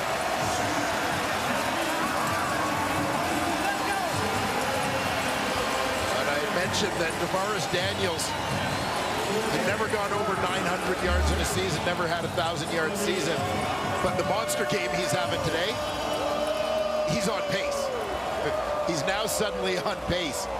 He has just been fantastic, and now with the Hattie, his 3rd TD of the day.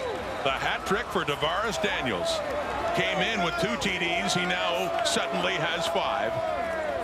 And the comfort that Toronto couldn't get in their previous drive, getting stopped at the goal line, comes here now. But the point after try for the 2nd straight touchdown isn't going to happen, as Boris Beatty just chooses to chuck it away. So he had missed the previous one, and that one, the snap was misheld. So 2 Argo touchdowns, not getting the point after. Intentional grounding, Toronto number 14. By rule, that penalty may not be applied. We're going to kick off from the 30. You got 3. One more.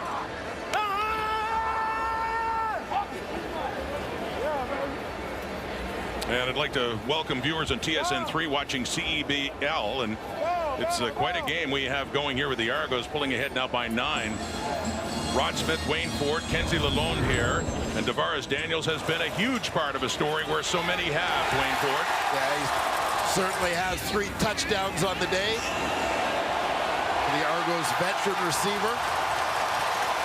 Couple from in close. That's the long one of the day. And here's the most recent. Extending the Argos lead to 9, where it will remain after a mishandled snap on the extra point attempt. Daniels with 3 touchdowns on the night, 5 on the season. 5 catches, 158 yards, longest of 60. That one making it a 2-score game again. This game back and forth, so many lead changes, 5 of them in the first half. There have been lots of offensive touchdowns. There's been a defensive touchdown with an Ottawa pick-6. There has been a special teams touchdown with a Javon Leake punt return TD here in this second half. 40-31, 71 points on the board. Ottawa about to get the ball back, and what a booming kick by Boris Beatty as Tobias Harris touches it, and it rolls past the dead ball line. So Beatty, well, he missed an extra point before that was botched, so 2 missed extra points, but he has the leg to make up for it on kickoffs. We've seen this before. Yeah, Boris Beatty kicking that ball like he was mad at it. A little bit of a wind at his back, but we all know the powerful leg of Boris Boom Boom Beatty. You normally wouldn't note the difference made on kickoff stats, but Beatty is 5 yards ahead of anybody else in the league, and the Argos have enjoyed the best field position on average than any team in the league, and there is a bit of a correlation there given how far back. Just the field position game. As they do start from their 40 after that Rouge scored by Beatty. You don't see often on a kickoff. Wynton McManus. Devontae Williams carry. Late third quarter. A crazy game. The Argos still managing to lead now and up by 10. The last play is anticipated here. So Dustin Crum and Ottawa's offense. And remember, this is a team that, even if they're down in the fourth quarter, which they often are, always make it interesting. Their last 4 games all going right down to the wire. That one is caught at the 45. Justin Hardy. And that is 3-quarter time. Tight at the half. Now a 10-point game. Javon Leake, a big return. Crum coming back. Bennett touchdown. Tavares Daniels, his third of the night. I think you're probably okay if you took the over. We get 72 on the board. Through 45 minutes, Dwayne. And the Argos, yes, they lead by 10, but given the way this is going, you just get the feeling 41 may not be enough.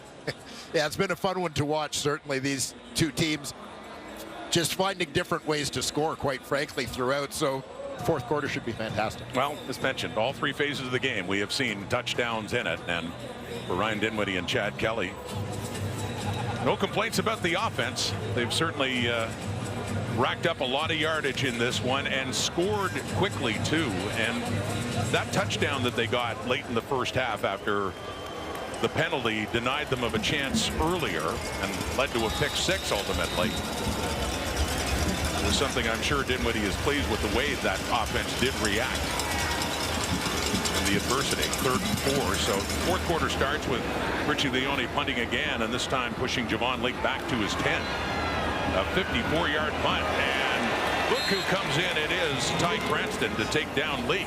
The special teams tackle by Cranston in his 5th year out of the University of Ottawa to push the Argos a little bit further back this time. The team that enjoys the best field position to start drives in the CFL are hemmed deep to start this one in the fourth quarter. Well, the timing there is big because Ottawa ran that second down play where they were stopped, but that was the last play of the third quarter, which put them in a position of being able to punt with the win. You saw Javon Leake had to back up to catch that one as Richie Leone, again, another strong-legged punter, was able to boom that one to help his team in terms of field position. But if they're punting that at the end of the third quarter, it's a completely different field position.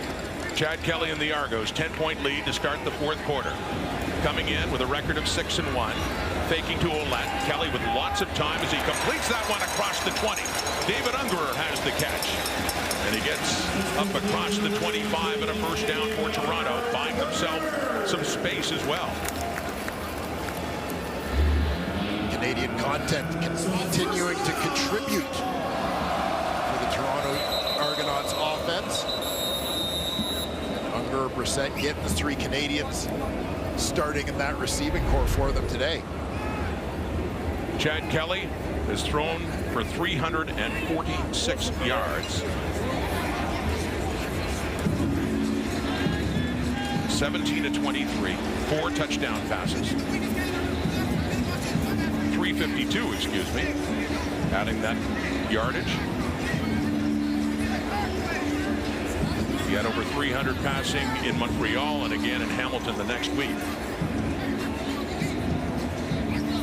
And under 200 yards passing in Halifax, a touchdown Atlantic, but a game that special teams and defense really picked things up against Saskatchewan. And then last week, of course, his day was done early with an ankle injury as the Argos sustained their only loss of the season at McMahon Stadium in Calgary.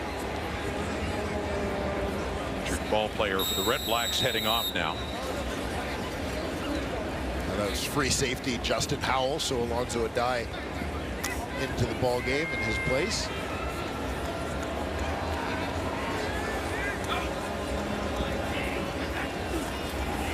First and 10 at the 26. It's Ouellette driving across the 30. On that first down, put it closer to the 33, 32-yard line, and second down and 4 is coming up. Call it a gain of 6 for Ouellette. Yeah, Yeah, decent chunk there for letting the Argos on first down, giving them some options in terms of their second down play call.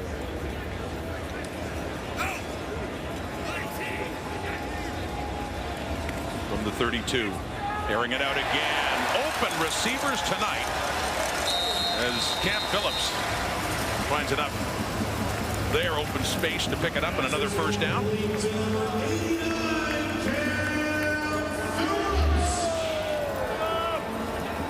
And the offensive line provides Kelly time to go to work. You see Phillips just gliding across between levels of that defense, finding the opening. Up across the 52, Argos. Quickly moving upfield, but not that time. Losing yardage as A.J. Oled had it. Douglas Coleman coming in along with Lorenzo Malden. Douglas Coleman has been fantastic defensively for Ottawa through the first half of this 2023 season. Got off the mark quickly and their blitz package piling up a few sacks in the first couple of weeks this season, but contributing a defensive touchdown last week. 2nd and 14 after the loss by Oled. Kelly escapes the heat again, and he gets up to midfield.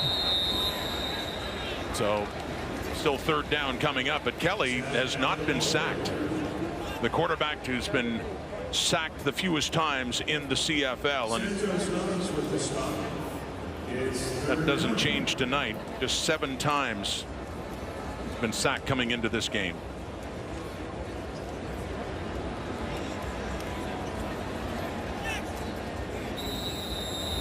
So John Haggerty in to punt it away, and Tobias Harris back for the return, standing at the Ottawa 15. Red Blacks, 4th quarter, down 41-31.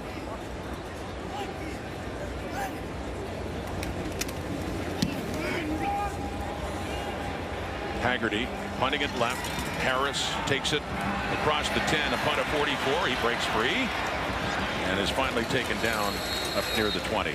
Well, this week the CFL mourned the passing of one of the greatest kickers in league history, Zenon Andrusichin.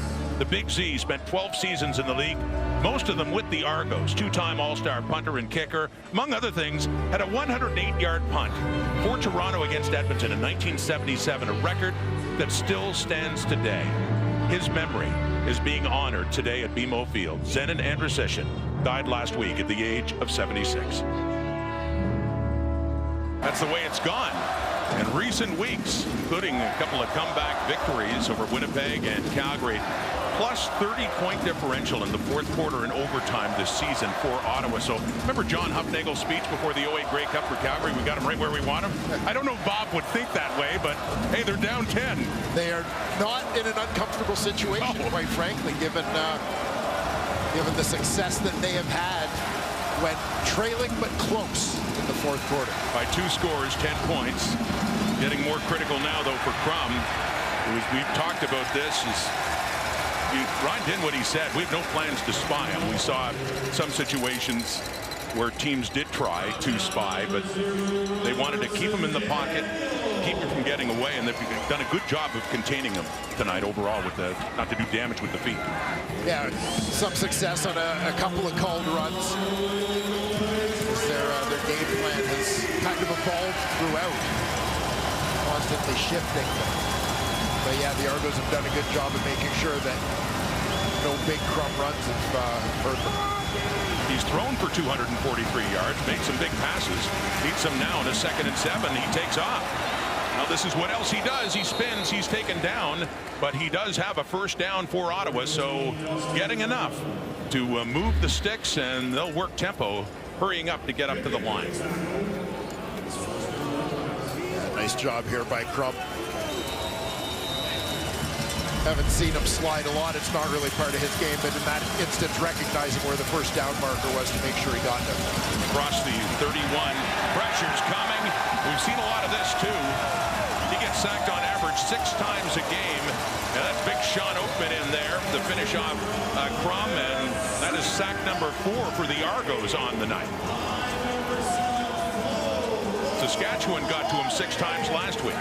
And Crum has been sacked more than any other quarterback in the CFL. I watched Flora and Rimolade. And you hear people talk about that bend or bending the edge in the pass rush. Yeah, that was it. Dipping that shoulder.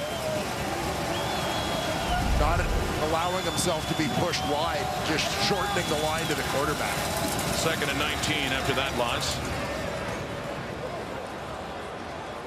And we have a challenge coming up here from Bob Dice.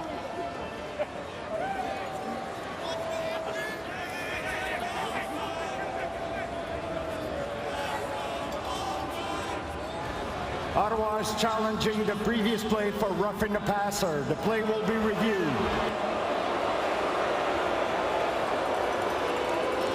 Was it roughing the passer on Oakman, on Crum? Critical challenge coming up here in the 4th quarter. Excuse me, Rimolade getting the right hand in, touching the mask. We'll see what they decide coming up. We'll take a look. Rimolade coming off the right side of your screen. You see him dip the shoulder, beat the tackle, but that right hand comes over the top and whacks the face mask of the quarterback, Crum. And I think you're going to see a penalty against the Toronto Argonauts. This could be going the REDBLACKS way. Upon review by the command center, there was roughing the passer by Toronto number 7. 15-yard penalty will be enforced from the previous line of scrimmage. Automatic first down. Rimolade doesn't like it, but as you saw, the right hand came in on the mask, and a good challenge for Bob Dice. Instead of 3rd down, a big first down as they move it 15 yards further up from the line of scrimmage. It gets them across the Ottawa 45. And you can see Rimolade down there just looking to the officials for an explanation. You can see how fast it happens. He honestly may not even realize that it was the face mask he hit. He may think it was the top of the shoulder pad. So it gives this Ottawa drive new life up across the 45. Approaching the midway point of the 4th quarter, the REDBLACKS trail the Argos by 10. Crum fakes the handoff, tries to take off again, and they have him, Winton McManus, throwing him down. And a flag comes out on the McManus tackle of Crum.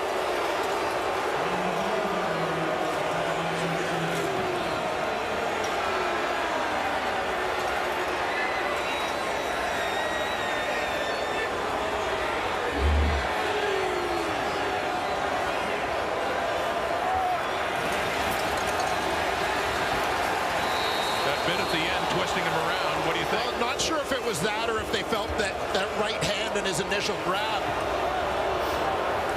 might have been in the horse collar area. Foul. Unnecessary roughness. Toronto number 48 for a horse collar. 15-yard penalty. To your point, the horse collar tackle by Winton McManus and 2 plays on Dustin Crum leads to 30 yards and penalties against the Argos, and suddenly the REDBLACKS have the ball on the Toronto 48. 8:16 to go in the 4th quarter. Ottawa moving by the flag right now. And on the ground, Jackson Bennett is a touchdown in this game, but stuffed up by the Argos. Shy of the 45 and a gain of about 2 yards. You see the 4th quarter numbers for Dustin Crum. Especially those rushing yards, too. The rushing yards, contributing 4 touchdowns himself for a team that hasn't scored a ton of offensive touchdowns. Well, Winnipeg and Calgary especially really got a taste of it in the 4th quarter. If Crum could run. Escapes the pocket. No, he doesn't. Deontay Knight.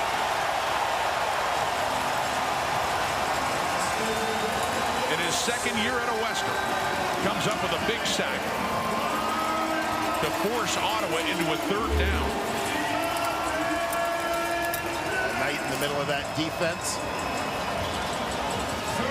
Former Metris Trophy winner, is the nation's top lineman in university football. Fights his way through, gets just enough. The Ottawa quarterback to trip him up. Father Dwayne Knight, of course, was a terrific linebacker. with Ottawa in the 90s. So Leone with the punt. And after a 46-yarder leak with a short return, if nothing else for the Red Blacks, they've got the Argos pinned a little deeper thanks to those penalties, but the drive does stall. Argo football, 10-point lead and a lot of pressure on Ottawa's defense now. A 10-point lead. It's been very high scoring, a lot of lead changes earlier on, down deep in their own zone, and time's running out on the Red Blacks. A fake to Ouellette, and Kelly's trying to hit him deep again. Throwing a lot of deep balls tonight. That one intended for Curly Gittins. Cariel Brooks right there. Second down coming up. It seems to have become the norm with this backed up field position for so many teams to try and throw their way out of it. On their first play, we've seen it so often this year. Seems especially normal for the Argos, though, doesn't it? Given how often they've been trying to hit those deep ones, and in a lot of cases successfully. They've had some open receivers tonight. Now comes second down, and a big down for that Red Blacks defense, trying to force Haggerty to have to kick it from the end zone. And now what's going on? Flag out. Time count violation. Toronto number 12. This is a 5-yard penalty. Says Andre Proulx, and that pushes them. Timer, please reset the game clock to read 6:01. 6 minutes, 1 second. Back to the 5, and a second down and 15 coming up for Toronto. A big opportunity here for the Ottawa defense. Well, as a team, the thing they have to hang their hat on now is against Winnipeg. They were down 18 with 3 minutes to go, under. Need something big to happen now, and we've got a flag coming out, and Damon Webb is incensed. Looks like he is going to help inadvertently keep this Argo drive alive.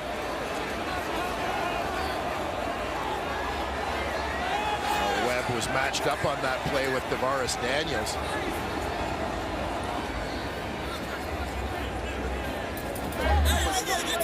Bob Dice. Defensive pass interference.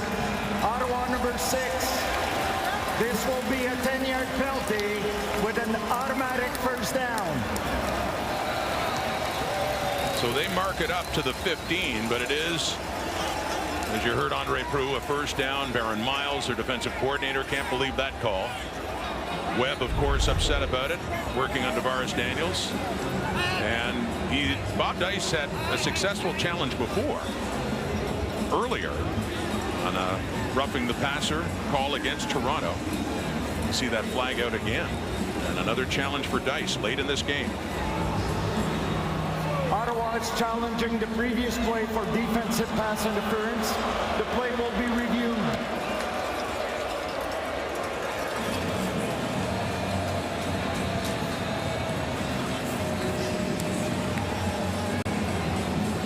We'll take a closer look here at the play, and you can see that there is some contact and a bit of a grab. After review by the command center, the ruling on the field stands. First down, Toronto. The only argument I could see from an Ottawa point of view is if they felt that where the ball was thrown, if it wasn't going to be catchable, but just taking a shot. After review, the ruling on the field stands. First down, Toronto. So it stands as pass interference against Damon Webb as the Argos get a new set of downs up to the 15. Charge of timeout. Just under 6 minutes to go in the fourth quarter.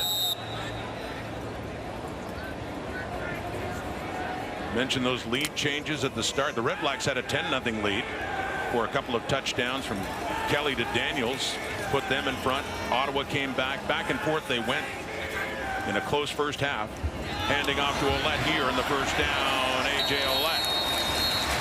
And a good carry up across the 20, and a second and short is coming up here for Toronto.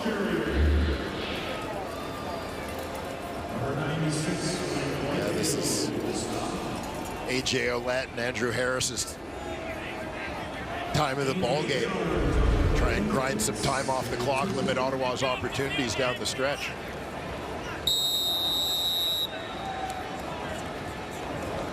Andrew Harris, 5th all-time in rushing, and at this stage of his career taking a back seat now to A.J. Ouellette, but one of the great running backs in the history of the Canadian Football League.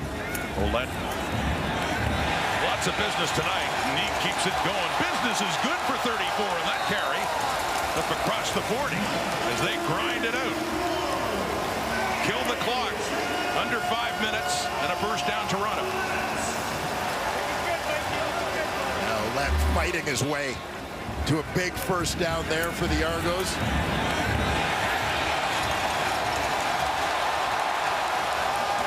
And as good as the REDBLACKS up front were against Ouellette early in this game, he does have 90 yards now on 14 carries, so pushing his way closer to 100. Now that'll earn him a break. Harris now in the backfield. Over to Ungler.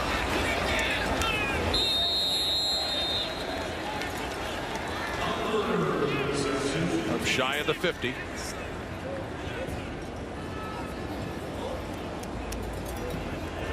A.J. Ouellette taking a well-earned break on the sidelines.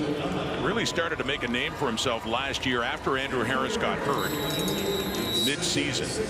And Harris did come back for the playoffs, and then that was a great 1-2 running punch for them the rest of the way on the way to winning the Grey Cup. Harris used sparingly in this game and stays in. Flag comes out. Kelly gets rid of it. It is caught inside the Ottawa 40 by Phillips, but it looks like it'll be coming back. Holding Toronto number 62, 10-yard penalty. Still second down. The left guard Ryan Hunter called on that hold. There's 3:18 to go now as the Argos look to hang on and improve to 7-1. Yeah, Hunter at left guard. The man who's flagged. You can see he got his hand on the back. His rusher. There have been some other holds along that Argo offensive line as Kelly got on the move there.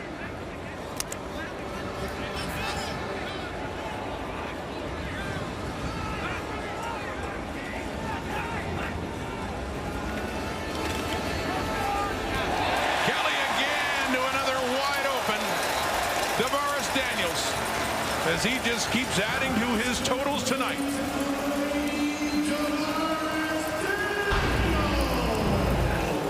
As the 3-minute warning comes out, so many stories. This might be the biggest one. Kelly to Daniels. The Argos, Alouettes, REDBLACKS. Another big East Division meeting before the Lions and Riders wrap it up week 11. Here on TSN. Argos trying to wrap this one up. Entertaining game, but Toronto taking some control now, and the flag comes out.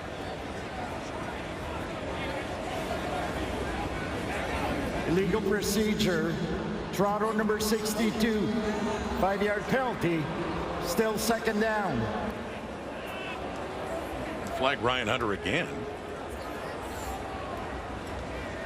on the procedure call. Chad Kelly has a career high early in his career, of course, of 397 passing. This is the 10th play of the drive. Kelly's thrown for 397 in this game. On the ground they go, though. That's Andrew Harris, the ball carrier. Down to the Ottawa 50. 2:38 on the clock.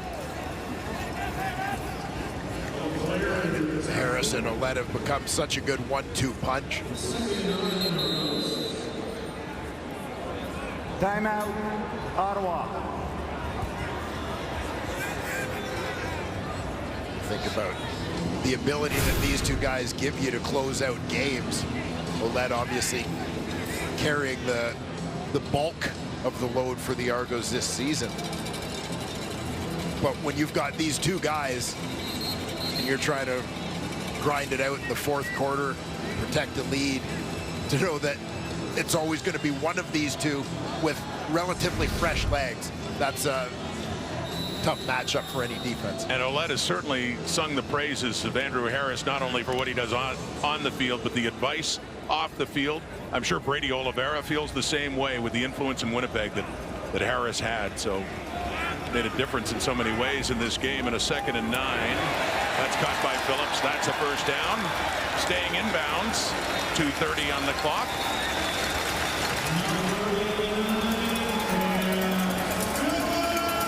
Phillips is not Daniels-like, but 4 catches for 95 yards and a longest of 48 coming into this. Now, football is such a situational game that you have to appreciate the awareness of Cam Phillips in this situation, where in a lot of instances, you know, you're ducking the shoulder trying to get to the sidelines if you get pushed out, and so be it. But for Cam Phillips to stick a foot in the dirt and make sure he gets north-south before he gets too close to that sideline.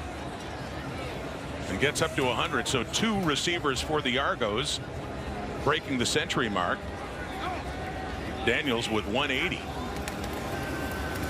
And Chad Kelly at 417 passing. But running here is Toronto, getting it down to 2 minutes to go. Andrew Harris again. You looked at the sched for week 11 and you saw Ottawa is hosting Montreal. The Argos aren't playing. They have their 3rd bye. And you talked about this, the way the sched turned out for Toronto to have 3 byes, including week 1. Didn't play until week 2 when they beat Hamilton, but all 3 of their byes in the first half of the season. It's going to be a long, tiring stretch for them down the way. Well, potentially. Of course, right now, looking strong in the East Division. Still a lot of football to be played, but if the Argos are able to get first in the East again, they would get a bye then, but getting a little bit ahead right now. Andrew Harris carrying it again. And Montreal winning over Saskatchewan to go to 5-3, so no doubt the Argos taking note of that, and big one for the Alouettes and the Red Blacks next week at TD Place in Ottawa. Yeah, the way things shape up behind Toronto right now, all of those intra-divisional games, East versus East, will mean that much more. Pretty massive. Down to the 20, just inside, and a 1st and 10. Kelly keeps it. He had the bad ankle last week that prevented him from playing on early in the 2nd quarter as Cameron Dukes took over, and haven't seen Kelly run much in this game tonight, but it does seem just fine. Look at the numbers he's put up. 1:17 on the clock. A pretty effective drive here from the Toronto Argonauts. Effectively putting it away, regardless of any more points on the board. The first half made it look like 41 might not be safe, but it's starting to look safe now, under a minute to go.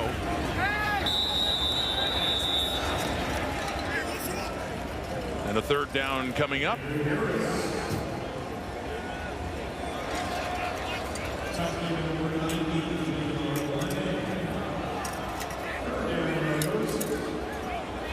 On comes Boris Beatty.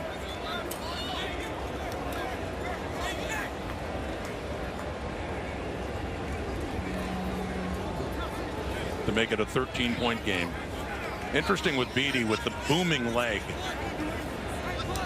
2 years ago had 6 field goals over 50 yards. He has not attempted one over 50.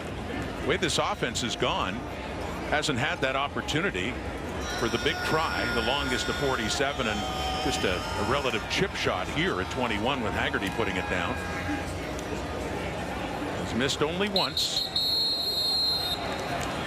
this season. Timeout. Timeout, Toronto. Timer, please reset the game clock to read 33 seconds.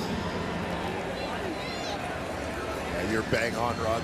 The 50-plus yard field goals are typically a born out of necessity kind of thing, and there hasn't been that kind of necessity. The 6-1 Argos this season. And about to go to 7-1. The keep their stronghold on the East Division.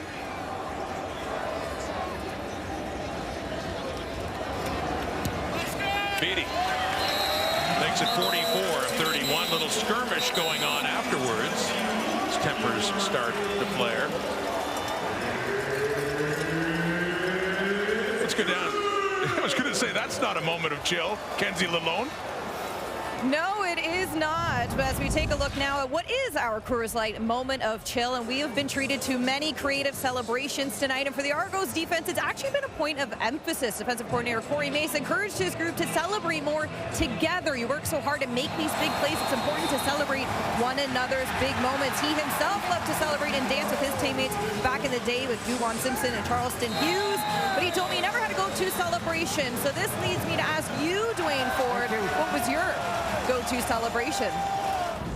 Well, I was typically not that creative, given that, you know, I think probably the longest touchdown run of my career, at least regular season, was probably 1 yard. And, you know, you're a bit of a donkey if you have too much of a celebration. No, I still want to see a 1 yard. Want to see the way you dance, up here when the camera, when you're not on camera. You know, show that stuff. Yeah. I can dance like no one's watching when I know no one's watching. Same here. Is that saying, act like you've been there before? Yes. So it is on. So, are there any moves you want to show now? I got nothing. You got nothing? I got nothing for you.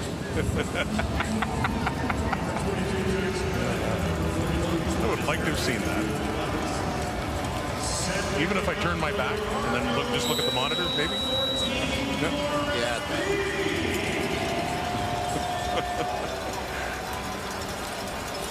44-31, half a minute to go. Argos about to win again. Stay perfect at home. Haven't been here very much. This is just their third game at BMO Field this season. Tobias Harris taking it up the left side. 22 on the clock as the Red Blacks are about to fall to 3-6. The East Division standings now. Yeah, Toronto, but yes, feeling some heat from the Alouettes, who had a big win over the Riders a couple of nights ago. They're to 5-3 and a solid second now by 4 points over both Hamilton and Ottawa. The Tiger Cats have a game in hand on the Red Blacks, having had the bye this week. So that's where things are in the East. And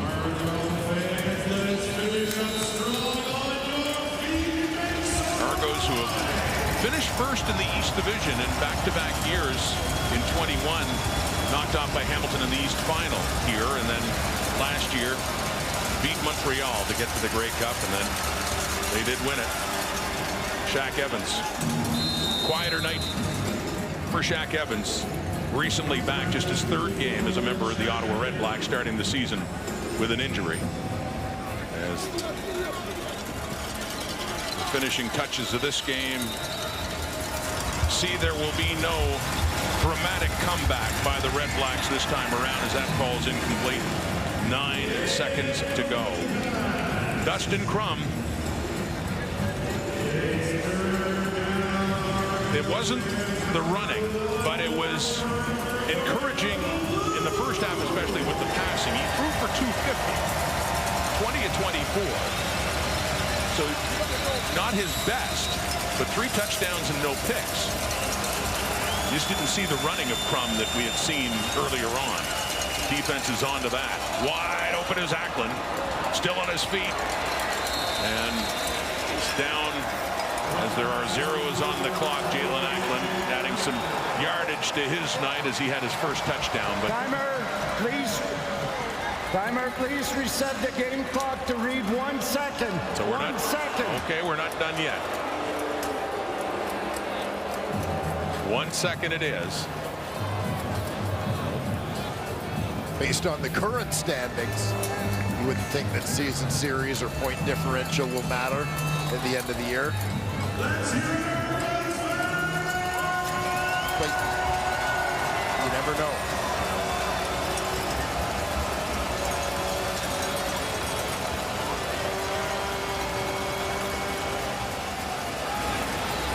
It was mostly Argos in the second half, and it ends with the 5th sack of Dustin Crum.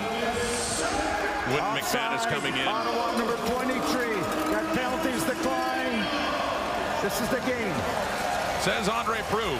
And Ryan Dinwiddie and his Toronto Argonauts, and really an exciting back and forth affair in the first half. Take charge in the second. A.J. Ouellette, among many stories, Tavares Daniels, the biggest one with Chad Kelly and how they combined. An explosive first half especially. But for Crum and the Red Blacks falling to 3-6. Yeah, and the Toronto Argonauts, again, particularly with Chad Kelly under center. I mean, I'm not convinced that he was 100% tonight physically, but he sure showed up in a couple of moments of adversity for the Toronto Argonauts after giving up a pick six. Penalty that completely turned a drive around, turned the score around in the first half of this game, but they kept responding to anything that went wrong. And, you know, great sign of a winning team for them. And for the Ottawa Red Blacks, yeah, a tough loss, but a hard-fought game against a very good football team.